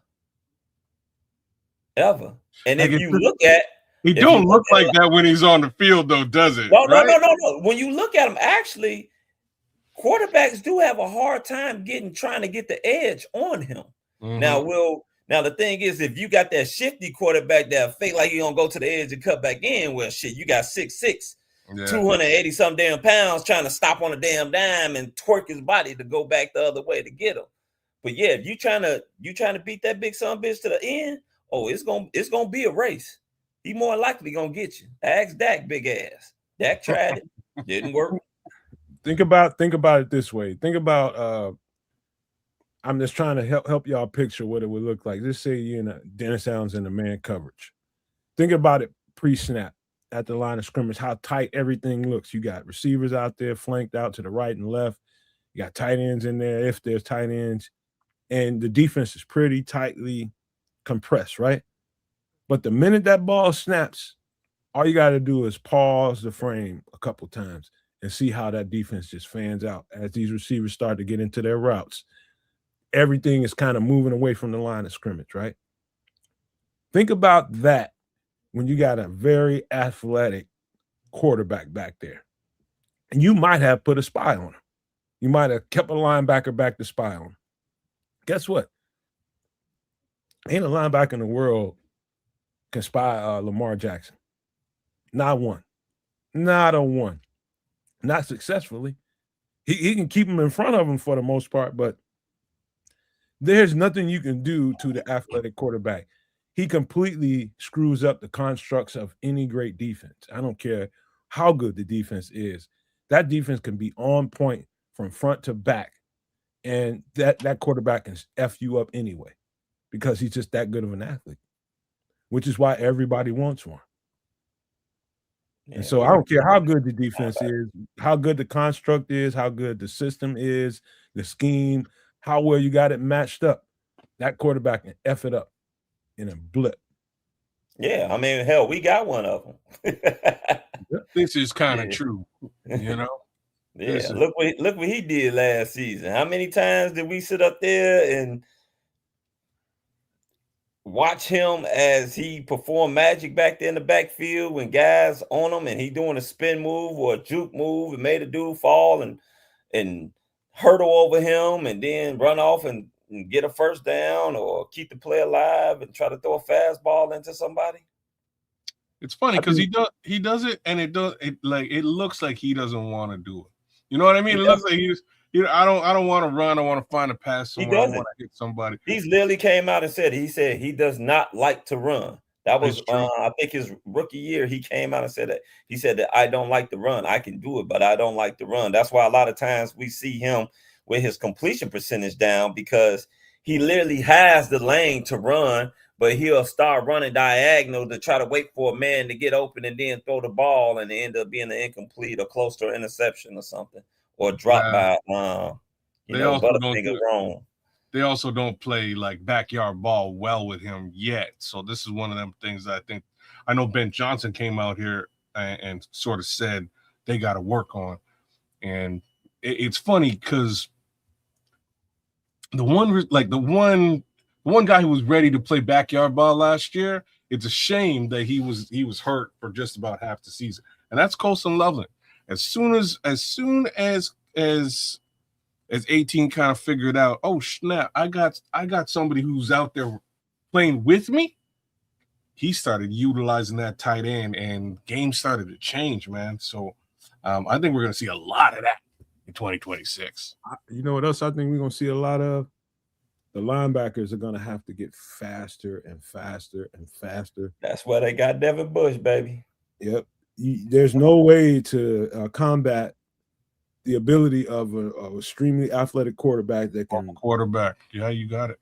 That can restructure everything. That when the play breaks down, dog, you got to have linebackers that can track a quarterback. Breakdown, start, because you got jitterbugs as quarterbacks that can close his space while he's breaking down. I mean, I'm telling you, the linebackers really need to get paid more because their job is extraordinary when some of these quarterbacks get on the field, man.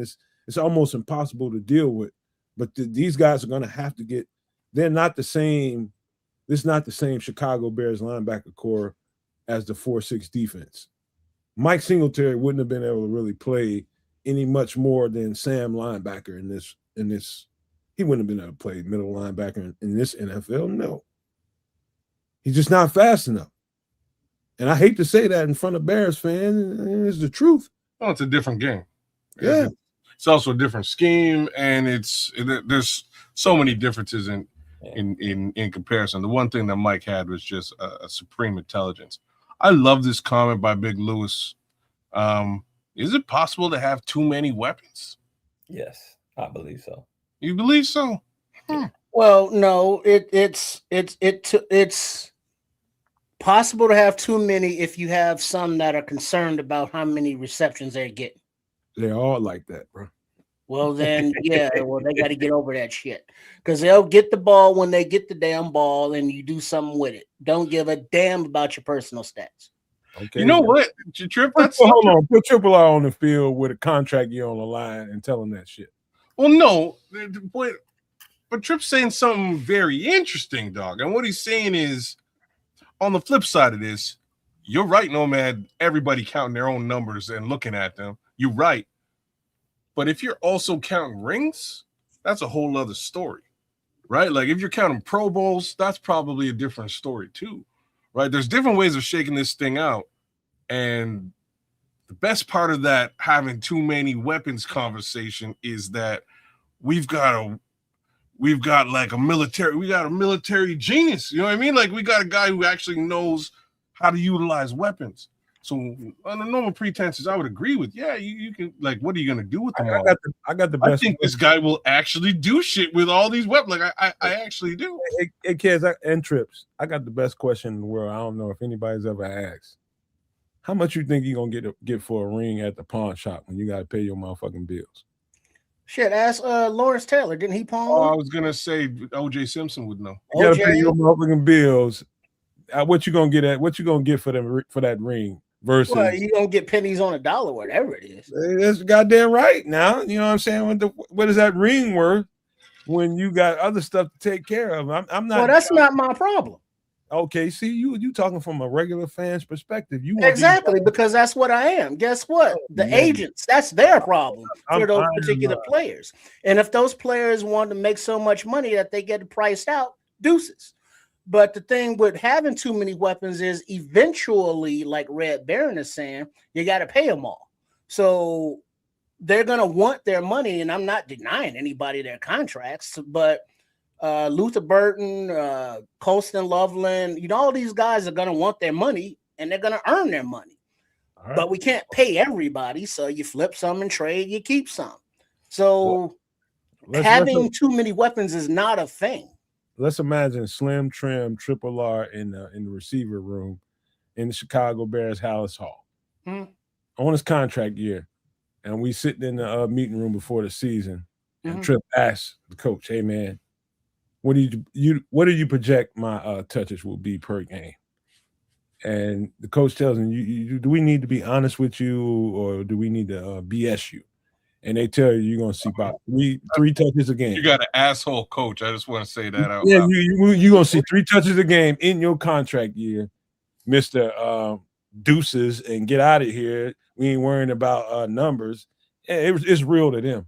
Then I'm gonna call my agent and be like, handle your business. You want your percentage? You know what I'm saying? That's the in-house, I saw ballers. I know what happens. You know what I'm saying? I know how it works. You didn't need ballers for this one. We saw what happened to man, and shout out to Allen Robinson for doing some Ben Johnson interviews as of late. But we saw what happened to Allen Robinson. He ain't the only guy that this type of thing has happened to. But it's like, oh snap, it's contract year, is it? And he just disappears in the depth chart. Like he's on the field, but not a single target is going in. It might be some guys that you have to, let's just say, on the free agent market, that you might have to turn your nose up to, because the information you get back on them is like, hey, he wants, he needs reps, he needs, he needs 200 touches a game. I mean, you gotta some guys you just gotta know ahead of time. You can't, you really can't foster that.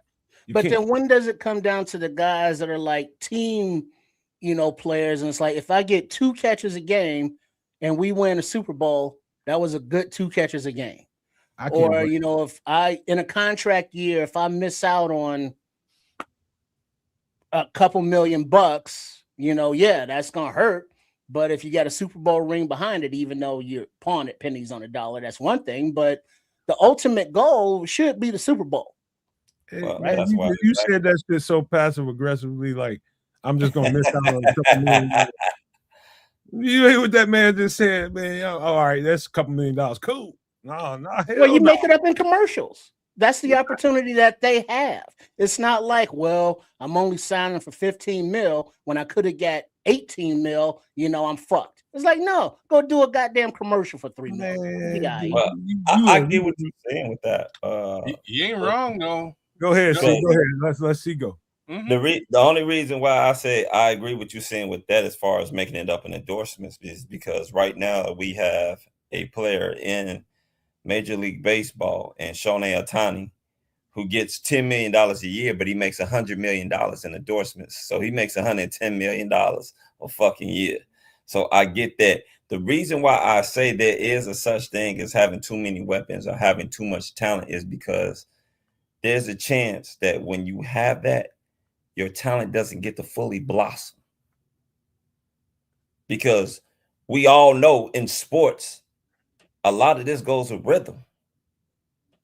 How you get lathered up. And if you don't get lathered up, you can sit up there, you can be bad as hell, but man, you ain't getting into a groove. You find that in football, foul? In basketball, I know exactly what you're talking about. Oh, that's real in football. Yeah, I've never really seen it in football, so I'm shit, you can do that at running back. Well, 20 touches versus 30 touches. At wide receiver, you can sit up there, you can get that done. At tight end, you can sit up there. That can happen. At corner, at any position, if you're sitting up there, if you got so much talent where it's like, man, I got to see this guy get in. I got to see him. You know, a guy could be having a damn good game, but shit, I got to take his ass out because I got to get this guy in the damn game. I got to see what he can do.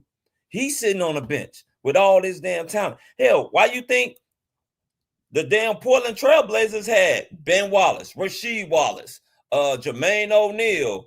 Who else did they have over there that was good as hell? Somebody else that I'm missing that they had that was another big man that they had were good. They had 4 guys. Jermaine O'Neal didn't become Jermaine O'Neal till he took his ass to Indiana. Mhm. Ben Wallace didn't become Ben Wallace until he went to Detroit. To Detroit. That's his thing, is having too much talent. And That is- too many I'm weapons. just saying, it in basketball, it happens all. It's obvious. It happens all the time. Yes, what he's trying to say is it's hard to, you can't acknowledge the hot hand when you have that many mouths to feed. Like Yeah. you gotta just say, you gotta cut your nose off to spite your face. And you know this guy's got a hot that hand. guy right gets now. hurt though. Now what? I mean, that's a different dynamic. That's a But when the different guy has dynamic. a hot hand, you want to keep that going. You want to ignore anybody that feels like they didn't get all the touches they're supposed to get in the game because this guy's having a hot hand. If he's hot, you keep feeding that. That's kind of what he's trying to say here. I give Yeah, you one I get that, example. but I give you one Mhm. example. yeah, I get it. Football. Go ahead. Who? The Bears this year, right? Yeah. Unfortunately, it was unfortunate that it happened. Roma Dunze went out, right? Mhm. Guess who we saw? Who stepped up? Luther Burke. Not only Luther, but who was the other person that really started? Jade? We started to see, huh? Oh, Jade Jade? Walker. Colston Loveland. Okay, Oh, fair enough. tight end, Yeah, yeah, that's I think true. a wide receiver, That's- yeah. that's Colston true. Loveland started getting the minute he went out. Colston Loveland, he's like, oh shit, damn, we actually got a fucking play in this. Remember, at one particular point in time in the season, the dude Warren over there in Indianapolis had double the catches and attempts than both of the all Chicago tight ends combined.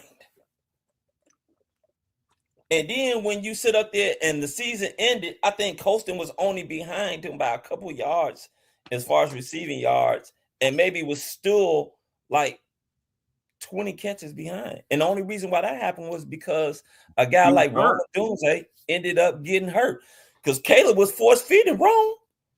Well, and also taking into consideration that Colston was hurt at the beginning of the season as well, right? So that's another little He factor. was hurt. He Mhm. was hurt. He was hurt in training camp and all that. He was Yeah. available the first game of the season. Both of the tight ends were available. It was just that they weren't getting no targets because Rome was eating up all the targets. I mean, you think about Rome missed 5 games and he still led the Bears in targets. It's crazy. And somehow his dad didn't think he was getting enough shot.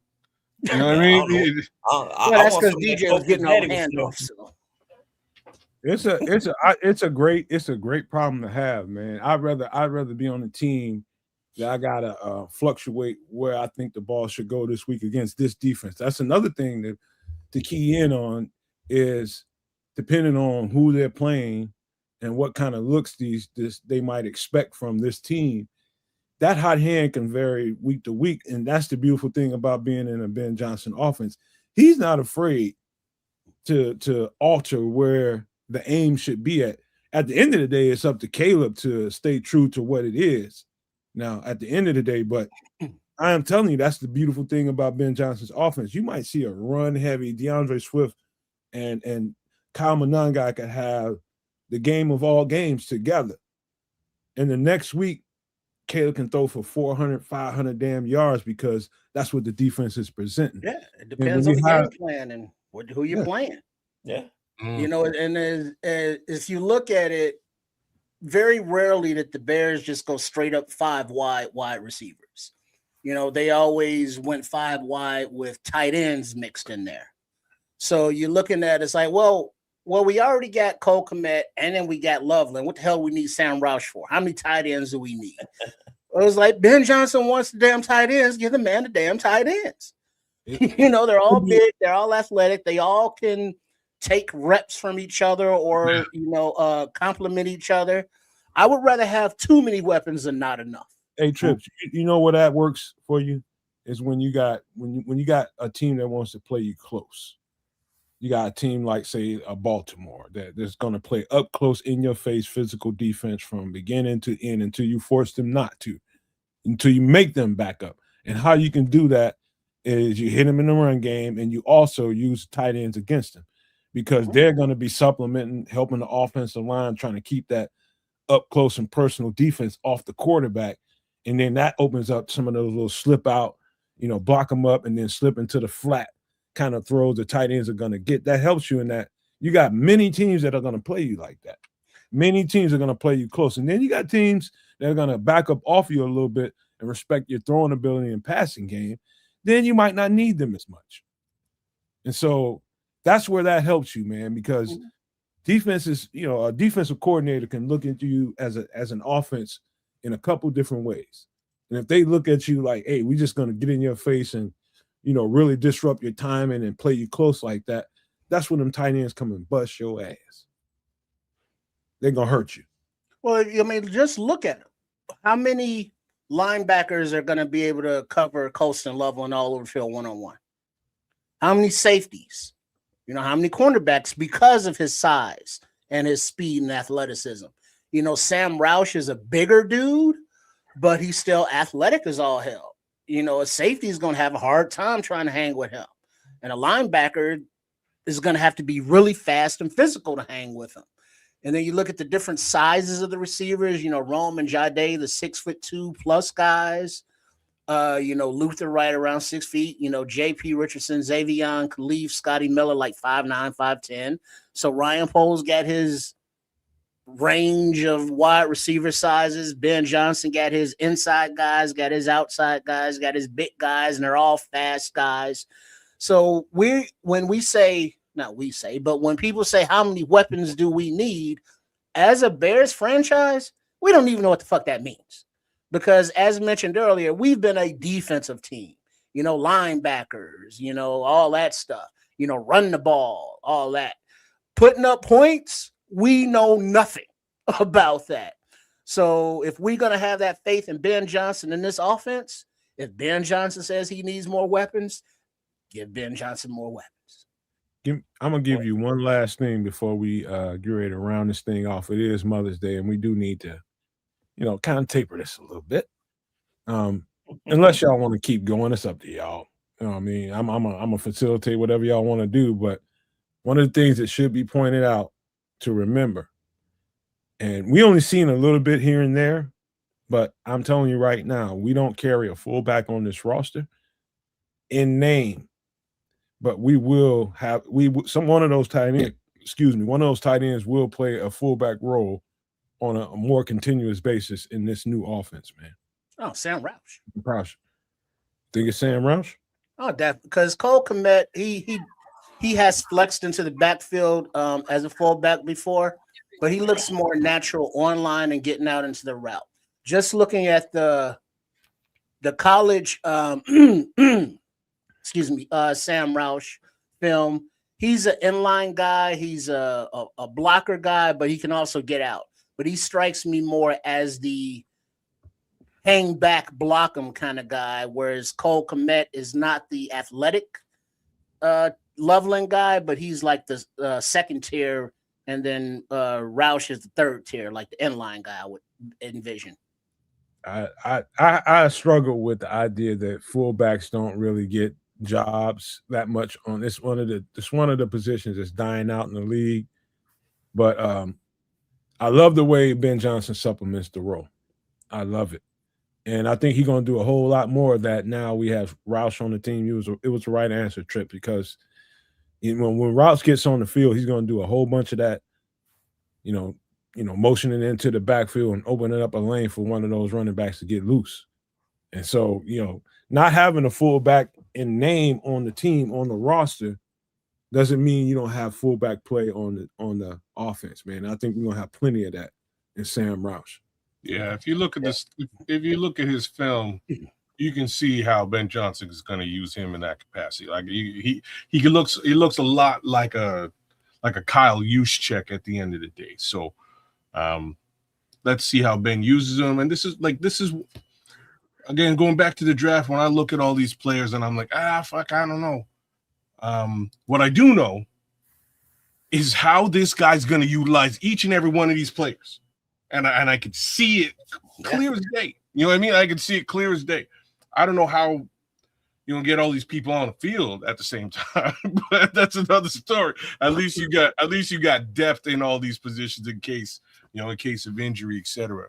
But man, thank goodness we got this coaching staff, man. Wait, question, kids. Nomad, foul mouth C. There in the comments here, somebody mentioned the UDFA tight end, Papa Large, big shot from Iowa. He's gonna make the team. And so that's my question. We got Cole Kmet, Colston Loveland, Sam Roush,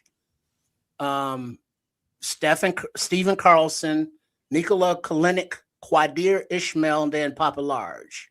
So we're thinking like 4 tight ends, right? They're gonna keep 4, and Large will be the 4th one.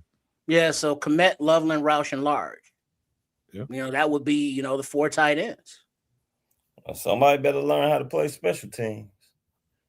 And they better figure out a way to keep Large on a roster, because I think he is really solid, man. So you like him better than Carlson, Kalinick, and Quadir Ishmael? Easily. Okay. He's a blue collar, bring your lunch to work. Hat lunch bell. Yeah. Taj Gibson. He's making that bologna sandwich 4 or 5 o'clock in the morning. His wife. I just like saying big shot of the East Coast. His wife is making him coffee, giving him a kiss before she leaves the door with her morning breath stinking ass. And he's that kind of dude, man. He's just gonna do his job, and you can't have enough cats like that. You just can't. Well, did you hear Ben Johnson saying how he talked to him to be a UDFA for the Bears? So basically, he recruited him and was like, "I got a vision for you, Hayden. Come on to the Bears and let's make it happen." And this is after drafting Roush. They got a steal in this guy, more of a steal than y'all would eat. Man, I'm telling you, this guy is just this guy is tough, man. Them Iowa tight ends, man, they'll chew your front bump off your front bump off your car. Shit. Man, they don't care. They just I don't know, something about them. Hey, I got a question. Yeah. Speaking of Iowa, Nomad, kids, file in the chat. Ideally, it would be better if center from Iowa won out, Logan Jones, to start. You think you want him to start?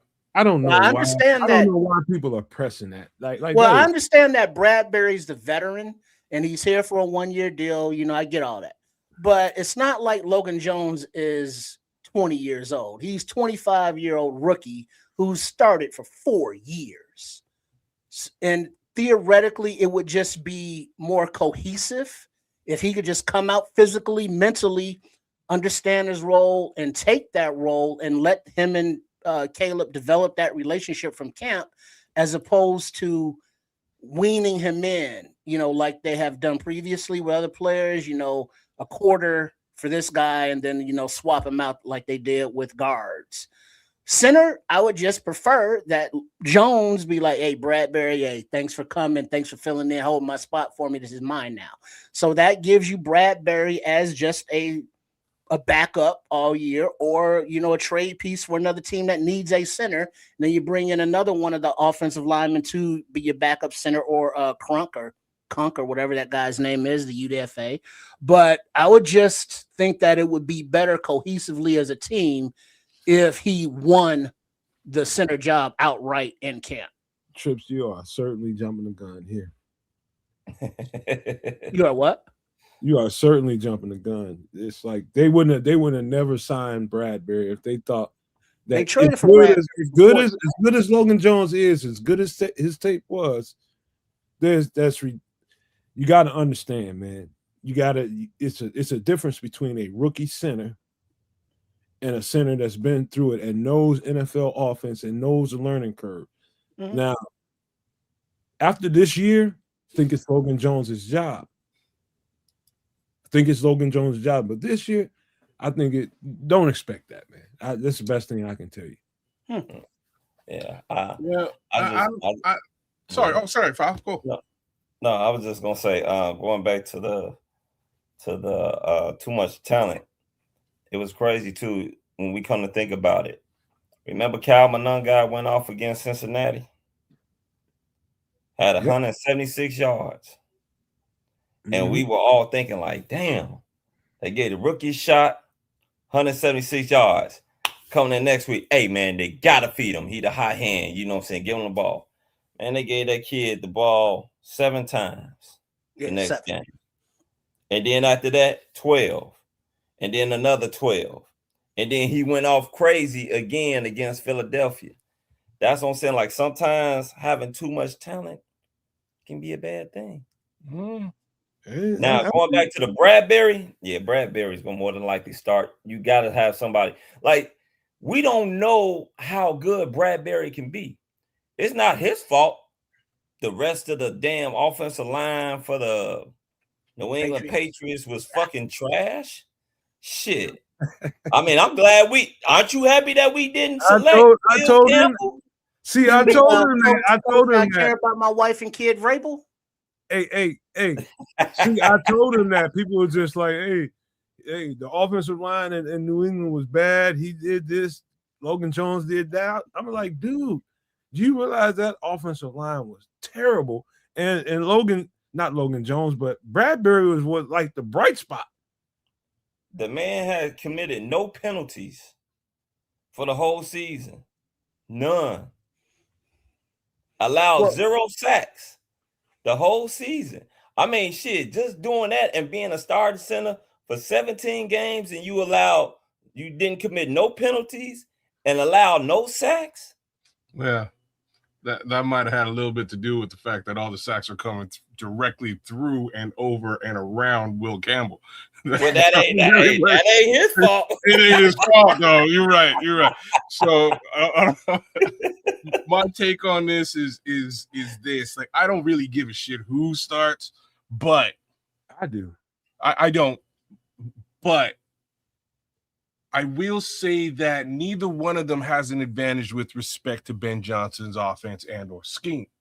So I think both of these guys going into camp have the same learning curve, with the slight exception of what Nomad brought into conversation a bit earlier on is, Bradbury's been playing in the NFL and at the very least understands what he has in front of him.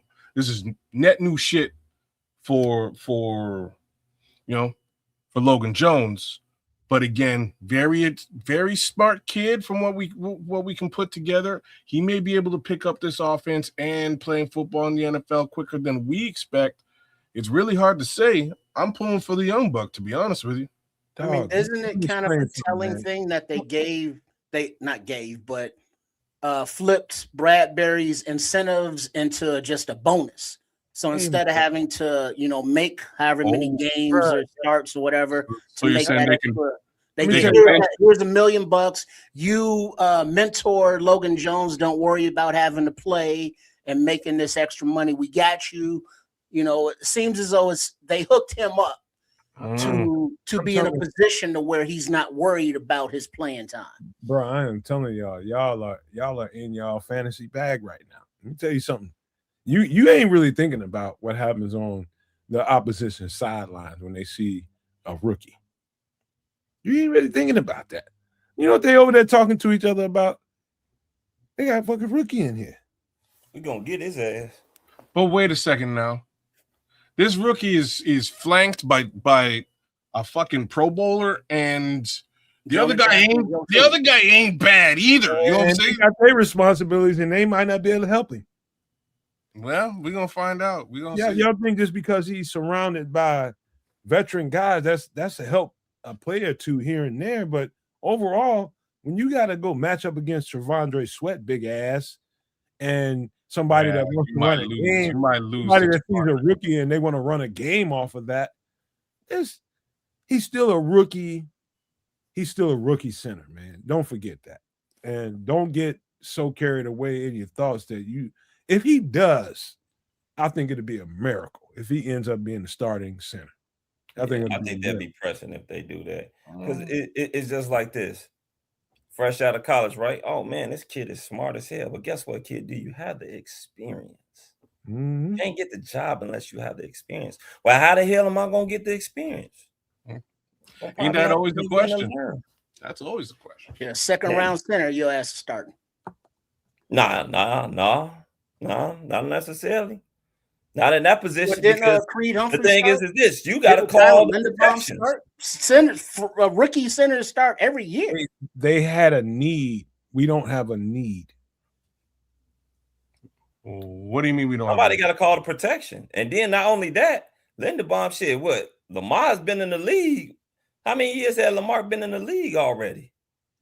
We got a quarterback going into his third year. And so when is he old enough now to have some kind of maturity? Or are we still babying him along? You're still going to baby him along until he gets there. I mean, because this is a whole new system this is only his second year in the system. It may be his third year in the NFL, but his second year in the system. Mm-hmm. I'd say just hold tight, y'all. Just hold tight. It's going to happen. His time going to be, he's going to have his time, but as fast as some of the fan base is expecting it to happen because he was drafted in the second round, man, that's starting material right there. Nah, man. Yeah, I'm just telling you, hold your horse. horse. Or we keep the 31-year-old. That's cool.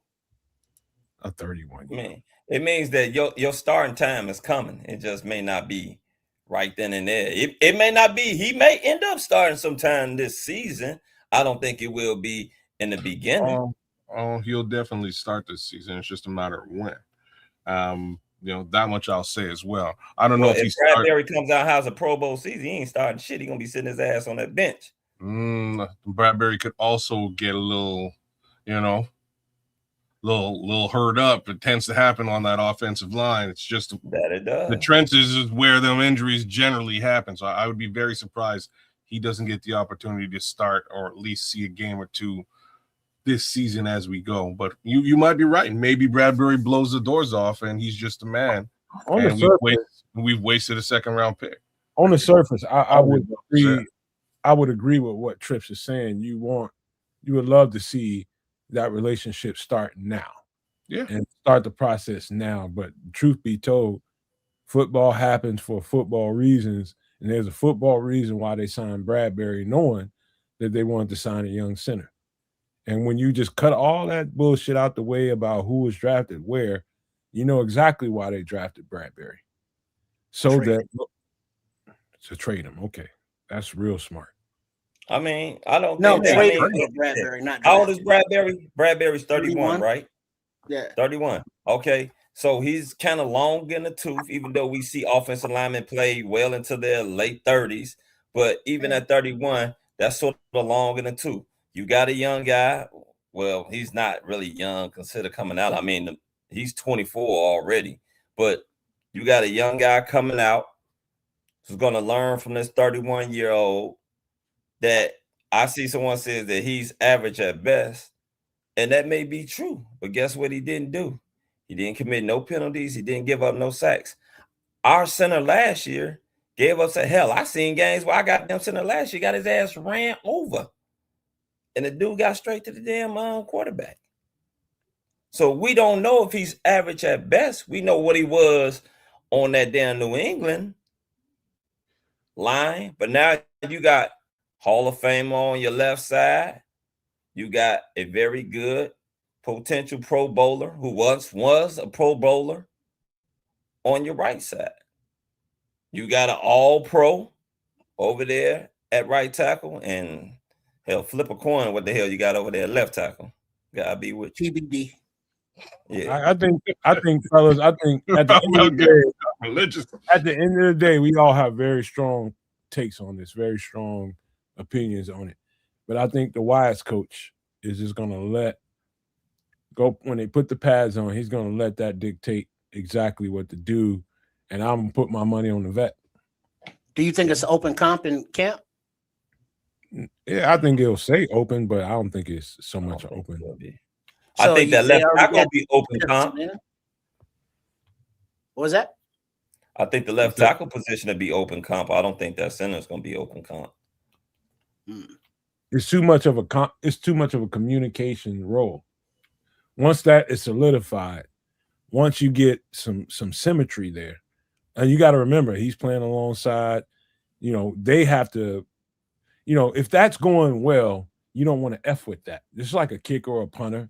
Once that's going well, you just leave that alone and let everything be everything. That's what it is. And I don't expect, like, if something happened where Logan Jones ended up being the center, something happened to Bradbury, I'd be okay with it because I know the tape of Logan Jones and I'm comfortable with him. I'm just telling you guys right now, they don't sign Bradbury and not have the expectation to start him. Well, no, they traded for Bradbury because Dahlman retired. And so they had to have some kind of plan at center. This was before the draft. Trips, you kind of forcing it, man, because you thinking of it in the no, they reacted to Dahlman retirement by saying, hey, we need a center. So they traded the 5th to Buffalo for the center. So it's like, cool, we got a center. We're good. And then it's like they looked in the draft and it's like, all right, what are we going to do for our long-term center plans? And it's like, second round, Logan Jones, there he is. And it's like, all right, we traded for Bradbury, a month or however long before the draft. Now you got the veteran. Now you got the rookie to learn from the veteran. I'm just saying it would be better team-wise if the rookie be like, hey, veteran, thanks for coming, but this is my job now. Okay. And I think he has the skill to beat him out. Like, yeah, I hear you, bro. Guess what? I got experience. Sit your ass back down here and watch me fucking play. Let me show you how to do this shit, young buck. Mm-hmm. That's what it is, man. That's what it really is. That's all they telling me. Like, hey, young buck, it's your time coming. Matter of fact, your time very well may be later on this year or at the beginning of next year when my ass is gone. Well, as of right now, your ass gonna learn, and it's okay. It's okay. Keep that bench nice and warm for me. That's good. Hey, matter of fact, you gonna get some time because we gonna sit up here. We gonna mop the floor with people. We gonna put up some points where we gonna blow some guys out. We gonna get your ass in there. That's good for him. That's good for him. Well, you see what I mean, but that's the thing. The better the competition, the better the opportunities, the better the talent levels. We are better in all of those aspects, because it wasn't too long ago we was talking about, damn, Brad Mustipher, he's still starting at center. What we gonna do? Sam Mustipher. Him too, whatever the fuck that must be. But now we done get to a point where it's like we got a dude that was a starting center for a Super Bowl team with all the accolades that Fowl spoke of. And now we got a second round center who's been starting at Iowa for 4 years. And that's practically a professional offensive lineman school. But it ain't tight ends to boot. So, the position that we're in general is just so much that better than we have been in the last few seasons. Hey, all I can say is everybody be patient, man, with this process because it is definitely a process. There's a reason why they do certain things, and if you look at certain things in sequence, I can clearly see where they're going here. They know that Bradbury is not a long-term solution. That just to be clear about that, he is not a long-term solution. In fact, if they keep him beyond this year, it would amaze me. That would mean to me, if they kept him beyond this year, that Logan Jones ain't showing them exactly what they're looking for. And for whatever reason, if they re-sign him for an extended, more than 2-year contract or something like that, that would tell me, like, some of the things that they do, you can just take the tea leaves off the tree and exactly what's going on, and you don't have to be at practice all the time to know it. They'll show you by way of their actions. And right now, the action that precipitated Bradbury being here was, the center retired. And yeah, that's true, but also true at the same time, since they drafted a center in the second round, it could also be true that they're looking into the future. So two things can be true at the same time. Yeah, for sure. Well, fellas, I'm gonna have to go and get out of here because I know my wife, she's probably ready to. Don't worry. See, we about to wrap it up right now because it's time for everybody to get up out of here. it's Mother's Day, bro. We need to get out of here. And thank you for bringing that up so we can close this thing with some final thoughts. What do you guys? Any last thoughts you guys got? Let's start with from the top with kids. Well, I don't know how deep we got into the Zay thing. Did we get into I don't think we talked about it at all. No, we ain't Don't get deep into it because we got to go because she got to go. Well, I'm just saying it was the headline conversation that I thought we were going to have today. So maybe we should give a little bit of consideration. We can do that. I'm just going to say it's just an unfortunate situation. A little bit of a waste of draft. Of a selection. What do you do in a situation like this? I like what Ryan Poles said about the situation overall, which is just it was a bit of a failure of, they just failed to vet this situation out. Whatever was going on with him was going on a little bit before the draft. They probably should have known what was going on before they made the selection and decided to invest in this young man, and they didn't. So, he had to take one on the chin in this situation. ATF saying Zay gonna ball out. I don't know where Zay did. Somebody else pick him up already? Because he ain't balling out for the Chicago Bears. It's really where we're at right now. I know that much I can say. We did touch on this a little bit last week, and once more, he is exemplary of what Dennis Allen likes to see in the secondary from a measurements perspective, what he can potentially do. Unfortunately, we never saw it. Looks like they didn't see enough of it in camp, or not camp, but in the building over the course of the last year. He was at meetings. He did participate in some workouts and things along those lines, but nothing on the field. Once again, sent him into the drafts this season, really looking and focused at that secondary.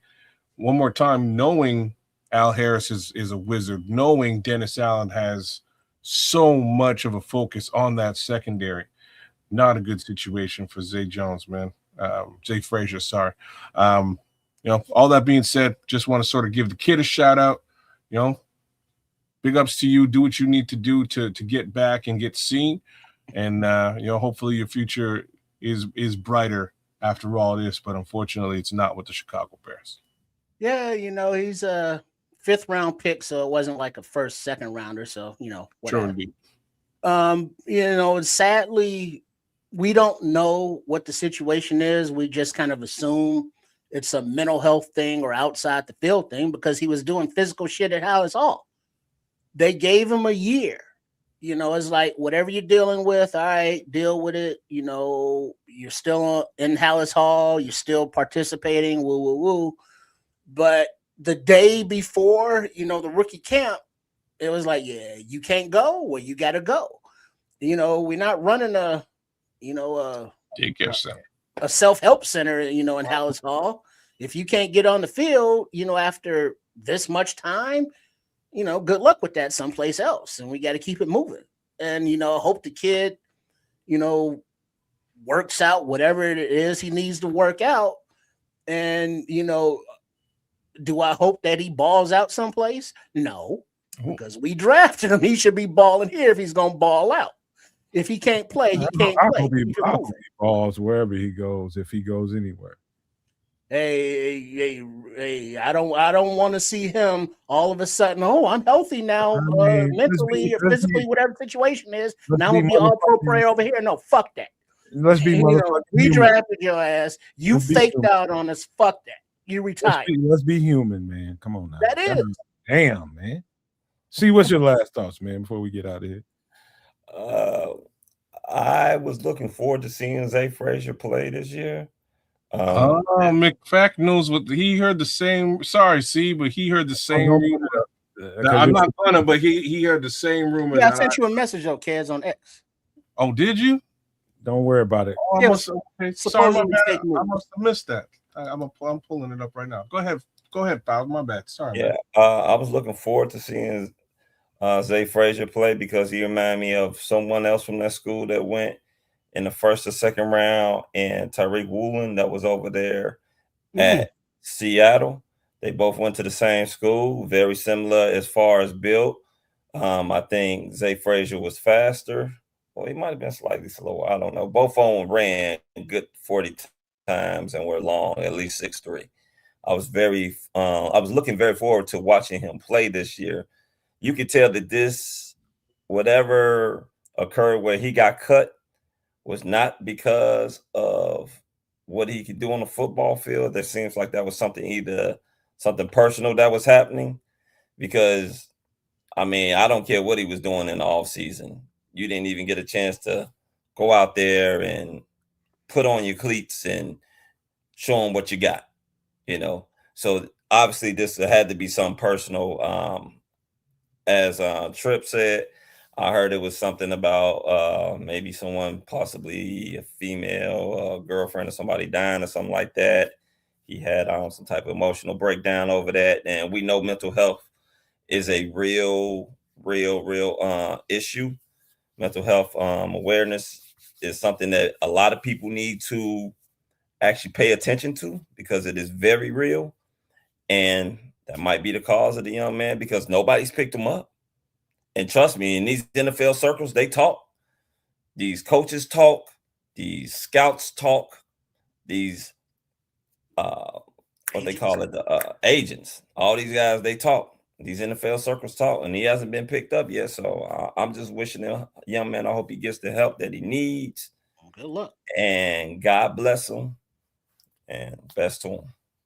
Hey, man, I'm going to echo that sentiment right there, because, you know, I'm a person that's on the outside looking in. I don't know what's going on with Zah Frazier, and I don't even want to speculate.